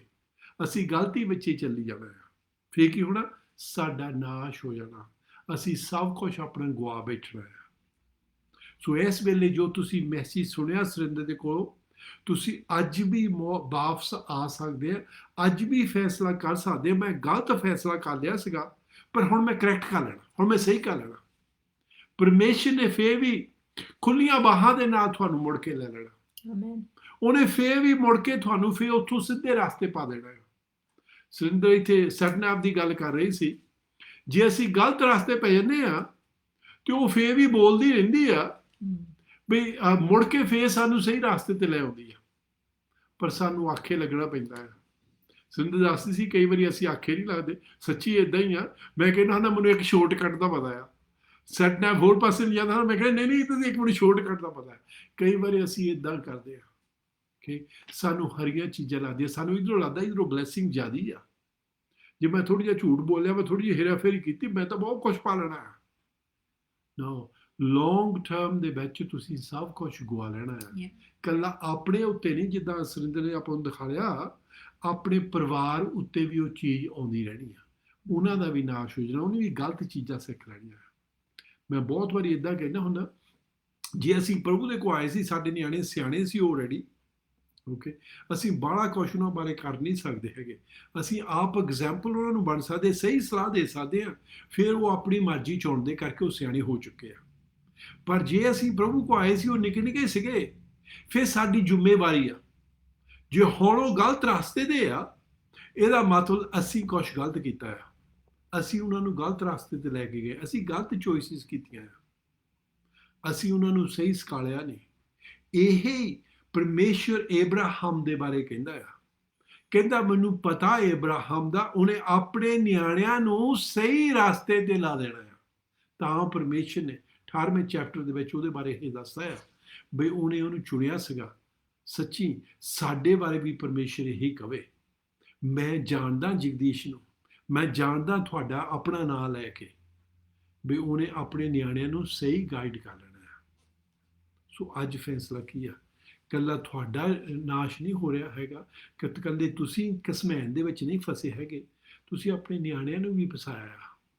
ਅੱਜ ਅਸੀਂ ਸਹੀ ਕਰ ਸਕਦੇ ਹਾਂ, ਅਸੀਂ ਸਹੀ। ਪਹਿਲਾਂ ਬਹੁਤ ਔਖਾ ਹੋਣਾ ਹੈ ਕਿ ਜਿਹੜਾ ਲੂਟ ਨੇ ਚੁਣਿਆ ਸੀ, ਉਧਰ ਹਰਾ ਹਰਾ ਘਾਹ ਸੀਗਾ, ਉਧਰ ਸਭ ਕੁਝ ਠੀਕ ਸੀਗਾ, ਦੂਜੇ ਪਾਸੇ ਡੈਜ਼ਰਟ ਸੀਗਾ, ਰੇਤਾ ਸੀਗਾ। ਜਿਹੜਾ ਦਿਮਾਗ ਨਾਲ ਸਹੀ ਕਰਦਾ ਸੀ, ਉਹ ਜੋ ਲੂਟ ਨੇ ਕੀਤਾ ਦਿਮਾਗ ਨਾਲ ਸਹੀ ਸੀਗਾ, ਪਰ ਪਰਮੇਸ਼ਰ ਵੱਲੋਂ ਸਹੀ ਨਹੀਂ ਸੀਗਾ। ਅੱਜ ਕੱਲ ਹੋ ਸਕਦਾ ਜੋ ਤੁਸੀਂ ਦਿਮਾਗ ਨਾਲ ਚੂਜ਼ ਕਰਦੇ ਹੋ ਸਹੀ ਆ, ਪਰ ਪਰਮੇਸ਼ਰ ਕਹਿੰਦਾ ਨਹੀਂ, ਇੱਧਰ ਚੰਗੀਆਂ ਚੀਜ਼ਾਂ ਨਹੀਂ ਹੈਗੀਆਂ, ਇੱਧਰ ਤੁਹਾਡੇ ਵਾਸਤੇ ਬੁਰੀਆਂ ਚੀਜ਼ਾਂ ਆ। ਸੋ ਅੱਜ ਆਪਾਂ, ਮੇਰੇ ਕੋਲ ਟਾਈਮ ਹੈ ਨਹੀਂ, ਮੈਂ 3 ਚੀਜ਼ਾਂ ਦੱਸਣੀਆਂ ਸੀ ਜਿਹਦੇ ਨਾਲ ਤੁਸੀਂ ਆਪਣੇ ਜੀਵਨ ਦੀ ਉਹਦੀ ਆਵਾਜ਼ ਨੂੰ ਸੁਣ ਸਕਦੇ ਆ, ਫਿਰ ਹੋਰ ਕਿਸੇ ਟਾਈਮ ਕਰਾਂਗੇ। ਹੁਣ ਆਪਣਾ ਪ੍ਰੇਅਰ ਦਾ ਟਾਈਮ ਹੈ, ਆਪਾਂ ਪ੍ਰੇ ਕਰਾਂਗੇ। ਜੇ ਤੁਸੀਂ ਅੱਜ ਮੁੜਨਾ ਚਾਹੁੰਦੇ ਆ, ਜੇ ਤੁਸੀਂ ਅੱਜ ਚਾਹੁੰਦੇ ਆ ਬਈ ਮੈਂ ਇੱਕ ਗਲਤੀ ਹੋ ਗਈ, ਮੈਨੂੰ ਦੱਸਣ ਦੀ ਜ਼ਰੂਰਤ ਨਹੀਂ ਹੈਗੀ, ਜਗਦੀਸ਼ ਨੂੰ ਕੁਝ ਦੱਸਣ ਦੀ, ਸਿੰਦਰ ਨੂੰ ਦੱਸਣ ਦੀ ਜ਼ਰੂਰਤ ਨਹੀਂ ਹੈਗੀ, ਅੱਜ ਪਰਮੇਸ਼ਰ ਦੇ ਮੂਹਰੇ ਦੱਸਣ ਦੀ ਜ਼ਰੂਰਤ ਆ, ਉਹਨਾਂ ਫੈਸਲਾ ਕਰਨ ਦੀ ਜ਼ਰੂਰਤ ਹੈ। ਪਰਮੇਸ਼ਰ ਜੀ, ਮੈਂ ਰੋਂਗ ਰਸਤੇ ਤੇ ਪੈ ਗਿਆ, ਮੈਂ ਰੋਂਗ ਰਸਤੇ ਤੇ ਆ ਗਈ ਹਾਂ, ਪਰ ਮੈਂ ਹੁਣ ਸਹੀ ਆਉਣਾ ਆ, ਜਿੱਥੇ ਤੁਸੀਂ ਮੈਨੂੰ ਚਾਹੁੰਦੇ ਆ ਮੈਂ ਉੱਥੇ ਆਉਣਾ ਆ, ਮੇਰਾ ਰਸਤਾ ਹੁਣ ਤੁਸੀਂ ਖੋਲ ਦਿਓ, ਮੈਂ ਆਹ ਛੱਡ ਦੇਣਾ, ਮੈਂ ਉੱਥੇ ਆਉਣਾ ਆ। ਪਰਮੇਸ਼ਰ ਨੇ ਬਹੁਤ ਖੁਸ਼ ਹੋਣਾ। ਸੌਖਾ ਨਹੀਂ ਹੋਣਾ, ਫੇਰ ਵੀ ਔਖਾ ਹੋਣਾ, ਕਰਕੇ ਦੂਜੀਆਂ ਚੀਜ਼ਾਂ ਨੇ ਹੱਲੇ ਵੀ ਤੁਹਾਨੂੰ ਪੁੱਲ ਉਧਰ ਨੂੰ ਕਰਨਾ ਆ। ਪਰ ਜੇ ਤੁਸੀਂ ਫੈਸਲਾ ਕਰ ਲਿਆ, ਜਿੱਦਾਂ ਪੌਲ ਕਹਿੰਦਾ ਮੈਂ, ਤੁਸੀਂ ਕਾਹਤੇ, ਕਹਿੰਦਾ ਤੁਸੀਂ ਮੈਨੂੰ ਰੋਣੇ ਆ, ਕਰਕੇ ਪਰਮੇਸ਼ਰ, ਉਹਨੂੰ ਪਤਾ ਸੀ ਪਰਮੇਸ਼ਰ ਦਾ ਕੀ ਰਸਤਾ ਚੁਣਿਆ ਉਹਦੇ ਵਾਸਤੇ। ਉਹਨੇ ਰਾਜਿਆਂ ਦੇ, ਵਜ਼ੀਰਾਂ ਦੇ ਜਿਹੜੇ ਬੜੇ ਅਫਸਰ ਸੀ, ਉਹਨਾਂ ਦੇ ਮੂਹਰੇ ਜਾ ਕੇ ਅਗਵਾਈ ਦੇਣੀ ਆ। ਹੁਣ ਉਹ ਚੂਜ਼ ਸਕਦਾ ਹੋਰ ਪਾਸੇ ਨੂੰ, ਓਕੇ, ਪਰ ਉਹ ਕੰਮ ਨਹੀਂ ਹੋਣਾ ਜੋ ਪਰਮੇਸ਼ਰ ਚਾਹੁੰਦਾ ਹੈ। ਤੇ ਸੋ ਅੱਜ ਆਪਾਂ ਪ੍ਰੇ ਕਰਦੇ ਹਾਂ। ਤੇ ਜੇ ਤੁਸੀਂ ਰੋਂਗ ਰਸਤੇ, ਤੁਸੀਂ ਸਹੀ ਆ ਸਕਦੇ। ਜੇ ਤੁਸੀਂ ਅੱਜ ਯਿਸੂ ਮਸੀਹ ਵਾਸਤੇ ਹਲੇ ਫੈਸਲਾ ਨਹੀਂ ਕੀਤਾ ਹੈਗਾ, ਤੁਸੀਂ ਅੱਜ ਕਰ ਸਕਦੇ ਆ। ਅੱਜ ਆਪਾਂ ਪ੍ਰੇ ਕਰੀਏ। Thank you father. ਸਵਰਗ ਪਿਤਾ, ਹੀ ਤੁਹਾਡਾ ਧੰਨਵਾਦ, ਤੁਹਾਡੀ ਵਡਿਆਈ ਕਰਦੇ ਹਾਂ। ਜਿੰਨੇ ਵੀ ਮੇਰੇ ਭੈਣ ਭਰਾ ਇਸ ਵੇਲੇ ਸੁਣ ਰਹੇ ਆ, ਤਾਂ ਸਵਰਗ ਪਿਤਾ, ਜਦੋਂ ਸੁਰਿੰਦਰ ਨੇ ਉਹਨਾਂ ਨਾਲ ਗੱਲ ਕੀਤੀ ਸੀ, ਹੋਲੀ ਸਪਿਰਿਟ ਉਹਨਾਂ ਦੇ ਦਿਲਾਂ ਦੇ ਵਿੱਚ ਗੱਲ ਕਰ ਰਿਹਾ ਸੀ, ਤੇ ਉਹਨੇ ਫੈਸਲਾ ਕੀਤਾ ਵੀ ਅਸੀਂ ਇਸ ਰਸਤੇ ਤੋਂ ਮੁੜ ਜਾਣਾ, ਅਸੀਂ ਸਹੀ ਰਸਤੇ ਤੇ ਆ ਜਾਣਾ। ਤਾਂ ਸਵਰਗ ਪਿਤਾ, ਜੇ ਉਹ ਨਰਕਾਂ ਦੇ ਰਸਤੇ ਸੀ, ਅੱਜ ਸਵਰਗ ਪਿਤਾ ਉਹ ਸਵਰਗਾਂ ਦੇ ਰਸਤੇ ਤੇ ਪੈ ਜਾਣ। ਸਵਰਗ ਪਿਤਾ, ਜੇ ਉਹ ਨਾਸ਼ ਵਾਲੇ ਰਸਤੇ ਤੇ ਸੀਗੇ, ਅੱਜ ਉਹ ਸਵਰਗ ਪਿਤਾ ਤੁਹਾਡੀ ਮਰਜ਼ੀ ਦੇ ਵਿੱਚ ਆ ਜਾਣ, ਤੇ ਤੁਹਾਡੀ ਬਰਕਤਾਂ ਥੱਲੇ ਆ ਜਾਣ, ਤੁਹਾਡੀ ਰੱਖਿਆ ਦੇ ਥੱਲੇ ਆ ਜਾਣ, ਤੁਹਾਡੇ ਕਿਰਪਾ ਦੇ ਥੱਲੇ ਆ ਜਾਣ। ਸਵਰਗ ਪਿਤਾ, ਅਸੀਂ ਤੁਹਾਡਾ ਧੰਨਵਾਦ, ਤੁਹਾਡੀ ਵਡਿਆਈ ਕਰਦੇ ਹਾਂ। ਐਸੇ ਵੇਲੇ ਸਵਰਗ ਪਿਤਾ, ਮੇਰੇ ਭੈਣ ਭਰਾਵਾਂ ਨੂੰ ਸ਼ਾਂਤੀ ਦਿਓ, ਖੁਸ਼ੀ ਦਿਓ, ਧੀਰਜ ਦਿਓ, ਜਿਹੜਾ ਤੁਹਾਡੇ ਕੋਲ ਆਉਂਦਾ ਹੈ, ਤੇ ਉਹਨਾਂ ਨੂੰ ਸ਼ਕਤੀ ਦਿਓ ਇੱਥੋਂ ਮੁੜਨ ਦੀ, ਯਿਸੂ ਮਸੀਹ ਦੇ ਨਾਮ ਦੇ ਵਿੱਚ, ਆਮੀਨ। ਇੱਕ ਪ੍ਰਾਰਥਨਾ ਆਪਾਂ ਹੋਰ ਕਰਾਂਗੇ, ਉਹ ਇਹ ਆ, ਜੇ ਤੁਸੀਂ ਇਸ ਵੇਲੇ ਕਿਸੇ ਬਿਮਾਰੀ ਜਾਂ ਡਿਪਰੈਸ਼ਨ ਜਾਂ ਆਪਰੇਸ਼ਨ ਦੇ ਥੱਲੇ ਆ, ਅਸੀਂ ਪ੍ਰੇ ਕਰਾਂਗੇ ਤੇ ਪਰਮੇਸ਼ਰ ਤੁਹਾਨੂੰ ਸ਼ਿਫਾ ਦੇਊਗਾ। ਜਿੱਥੇ ਮਰਜੀ ਤੁਸੀਂ ਸੁਣ ਰਹੇ, ਪਰਮੇਸ਼ਰ ਉੱਥੇ ਹੀ ਆ, ਤੇ ਤੁਹਾਨੂੰ ਛੁਟਕਾਰਾ ਦੇਊਗਾ। ਆ ਜਾਓ ਆਪਾਂ ਪ੍ਰੇ ਕਰੀਏ। ਸਵਰਗ ਪਿਤਾ ਅਸੀਂ ਤੁਹਾਡਾ ਧੰਨਵਾਦ, ਤੁਹਾਡੀ ਵਡਿਆਈ ਕਰਦੇ, ਜਿੰਨੇ ਵੀ ਮੇਰੇ ਭੈਣ ਭਰਾ ਅੱਜ ਮੇਰੀ ਆਵਾਜ਼ ਨੂੰ ਸੁਣ ਰਹੇ ਆ, ਅਸੀਂ ਯਿਸੂ ਮਸੀਹ ਦੇ ਨਾਂ ਦੇ ਵਿੱਚ ਮੰਗਦੇ ਹਾਂ, ਉਹਨਾਂ ਦੀ ਕਿਰਪਾ ਕਰੋ ਸਵਰਗ ਪਿਤਾ।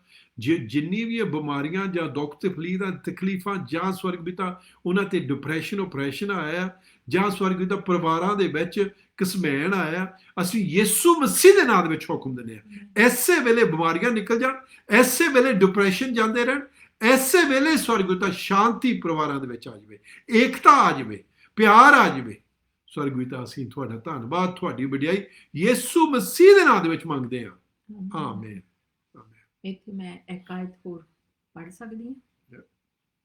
ਇਹ ਰਸੂਲਾਂ ਦੇ ਕੰਮ 23ਵਾਂ ਚੈਪਟਰ ਤੇ 11ਵੀਂ ਆਇਤ ਆ, ਜਿੱਦਾਂ ਪਾਸਟਰ ਜੀ ਕਹਿੰਦੇ ਕਿ ਜਦੋਂ ਅਸੀਂ ਮੁੜਦੇ ਹਾਂ ਜਾਂ ਕਿਸੇ ਵੀ ਸਿਚੁਏਸ਼ਨ ਦੇ ਵਿੱਚ ਅਸੀਂ ਪ੍ਰਭੂ ਦੀ ਸੇਵਾ ਕਰਦੇ ਹਾਂ ਤੇ ਕਈ ਵਾਰ ਸਾਨੂੰ ਔਖਾ ਲੱਗਦਾ ਹੈ ਹਾਲਾਤਾਂ ਨੂੰ ਦੇਖ ਕੇ, ਤੇ ਉੱਥੇ ਪਲੂਸ ਨੂੰ ਯਿਸੂ ਮਸੀਹ ਨੇ ਆਪ ਦਰਸ਼ਨ ਦਿੱਤੇ। ਉਸੇ ਰਾਤ ਪ੍ਰਭੂ ਨੇ ਉਹਦੇ ਕੋਲ ਖੜੋ ਕੇ ਕਿਹਾ, ਹੌਸਲਾ ਰੱਖ, ਕਿਉਂਕਿ ਜਿਸ ਤਰ੍ਹਾਂ ਤੈਂ ਮੇਰੀਆਂ ਗੱਲਾਂ ਉੱਤੇ ਜਰੂਸ਼ਲਮ ਵਿੱਚ ਸਾਖੀ ਦਿੱਤੀ, ਉਸੇ ਤਰ੍ਹਾਂ ਤੈਨੂੰ ਰੋਮ ਵਿੱਚ ਵੀ ਸਾਖੀ ਦੇਣੀ ਪਵੇਗੀ। ਇਹ ਪਰਮੇਸ਼ਰ ਨੇ ਸਾਡੇ ਲਈ ਕੋਈ ਕੰਮ ਚੁਣਿਆ ਆ। ਜਦੋਂ ਅਸੀਂ ਘਬਰਾਏ ਹੋਏ ਹਾਂ ਜਾਂ ਸਾਡੇ ਹਾਲਾਤ ਬਹੁਤ ਇੱਧਰ ਉੱਧਰ ਹੋਏ ਸਾਨੂੰ ਦੱਸਦੇ ਆ, ਤੇ ਉਹ ਆਪ ਆ ਕੇ ਸਾਨੂੰ ਕਹਿੰਦਾ, ਆਮੇਨ, ਹੌਸਲਾ ਰੱਖ, ਕਿਉਂਕਿ ਮੈਂ ਤੇਰੇ ਨਾਲ ਹੀ ਹਾਂ। ਆਪਾਂ ਇਸ ਬਚਨ ਨੂੰ ਜਾਣਦੇ ਹਾਂ, ਕਲੇਮ ਵੀ ਕਰਦੇ ਹਾਂ, ਤੇ ਸਾਨੂੰ ਡਰਨ ਦੀ ਲੋੜ ਨਹੀਂ, ਕਿਉਂਕਿ ਪਰਮੇਸ਼ਰ ਨੇ ਕੁਛ ਵੀ ਹੋਣ ਨਹੀਂ ਦੇਣਾ ਸਾਡੇ ਤੇ। ਜੋ ਉਹਦਾ ਪਲਾਨ ਆ ਉਹ ਨੇ ਪੂਰਾ ਕਰਕੇ ਰਹਿਣਾ ਜੀ, ਜੇ ਅਸੀਂ ਉਹਦੀ ਚੋਣਾਂ ਉਹਦੇ ਉੱਤੇ ਕਰੀਏ। ਸੋ ਕਹਿੰਦਾ ਹੌਸਲਾ ਰੱਖ, ਸਾਨੂੰ ਹੌਸਲਾ ਰੱਖਣ ਦੀ ਲੋੜ ਆ। ਪਾਸਟਰ ਜੀ ਕਹਿੰਦੇ ਸੀ ਕਿ ਜਦੋਂ ਅਸੀਂ ਮੁੜ ਕੇ ਆਉਣਾ ਆ ਤੇ ਸਾਨੂੰ ਔਖਾ ਲੱਗਣਾ ਆ, ਪਰ ਮੈਂ ਤੁਹਾਨੂੰ ਇਹ ਤਸੱਲੀ ਦਿੰਦੀ ਆ ਕਿ ਪਰਮੇਸ਼ਰ ਦਾ ਵਾਅਦਾ ਆ ਕਿ ਮੈਂ ਤੁਹਾਡੇ ਨਾਲ। ਹੌਸਲਾ ਰੱਖੋ, ਡਰਿਓ ਨਾ, ਪਰਮੇਸ਼ਰ ਨੇ ਉਹ ਪਲਾਨ ਪੂਰਾ ਕਰ ਲੈਣਾ, ਕਿਉਂਕਿ ਲਿਖਿਆ ਕਿ ਮੈਂ ਤੇਰੇ ਦਿਨ ਪੋਥੀ ਵਿੱਚ ਲਿਖੇ ਹੋਏ ਆ। ਮੈਂ ਤੇਰੀਆਂ ਲਈ ਜਿਹੜੀਆਂ ਯੋਜਨਾ ਬਣਾਈਆਂ ਪੂਰੀਆਂ ਕਰੂੰਗਾ, ਪਰ ਕਦੋਂ? ਜਦੋਂ ਅਸੀਂ ਉਹਦੀਆਂ ਚੋਣਾਂ ਦੇ ਵਿੱਚ ਰਹੇ। ਆਮੇਨ। ਓਕੇ ਜੀ, ਹਾਂਜੀ, ਆਪਾਂ ਠੀਕ ਆ, ਤੁਸੀਂ ਕਰ ਲਓ ਫਿਨਿਸ਼। ਹਾਂਜੀ, ਆਪਾਂ ਫਿਰ ਸੰਡੇ ਨੂੰ 3:30 ਵਜੇ ਮਿਲਾਂਗੇ, ਤੇ ਫਰਾਈਡੇ ਨੂੰ ਵੀ 3:30 ਵਜੇ, ਜਿੱਦਾਂ ਮੈਂ ਕਹਿੰਦੀ ਹੁੰਦੀ ਹਾਂ, ਜੇ ਪ੍ਰਭੂ ਯਿਸੂ ਮਸੀਹ ਜੀ ਉਦੋਂ ਤੱਕ ਨਾ ਆਏ, ਕਿਉਂਕਿ ਆਮਦਨ ਬਹੁਤ ਲਾਗੇ ਆ। ਇਹ ਸੁਨੇਹਾ ਸਾਡੇ ਲਈ ਚੇਤਾਵਨੀ ਲਈ ਆ ਕਿ ਅਸੀਂ ਤਿਆਰ ਹੋਈਏ ਤੇ ਪ੍ਰਭੂ ਦੀ ਉਡੀਕ ਦੇ ਵਿੱਚ ਰਹੀਏ। ਆਮੇਨ। ਤੇ ਜੇ ਉਹ ਨਾ ਆਏ, ਆਪਾਂ ਜ਼ਰੂਰ ਮਿਲਾਂਗੇ, ਤੇ ਉਹਨਾਂ ਚਿਰ ਆਪਾਂ ਪ੍ਰਭੂ ਦੇ ਨਾਲ ਆਪਣੇ ਆਪ ਨੂੰ ਸਹੀ ਕਰਕੇ ਰੱਖੀਏ, ਉਹਦੀ ਕਿਰਪਾ ਦੇ ਥੱਲੇ ਬਣੇ ਰਹੀਏ। God bless you. ਜੈ ਮਸੀਹ ਦੀ। Bless you everybody.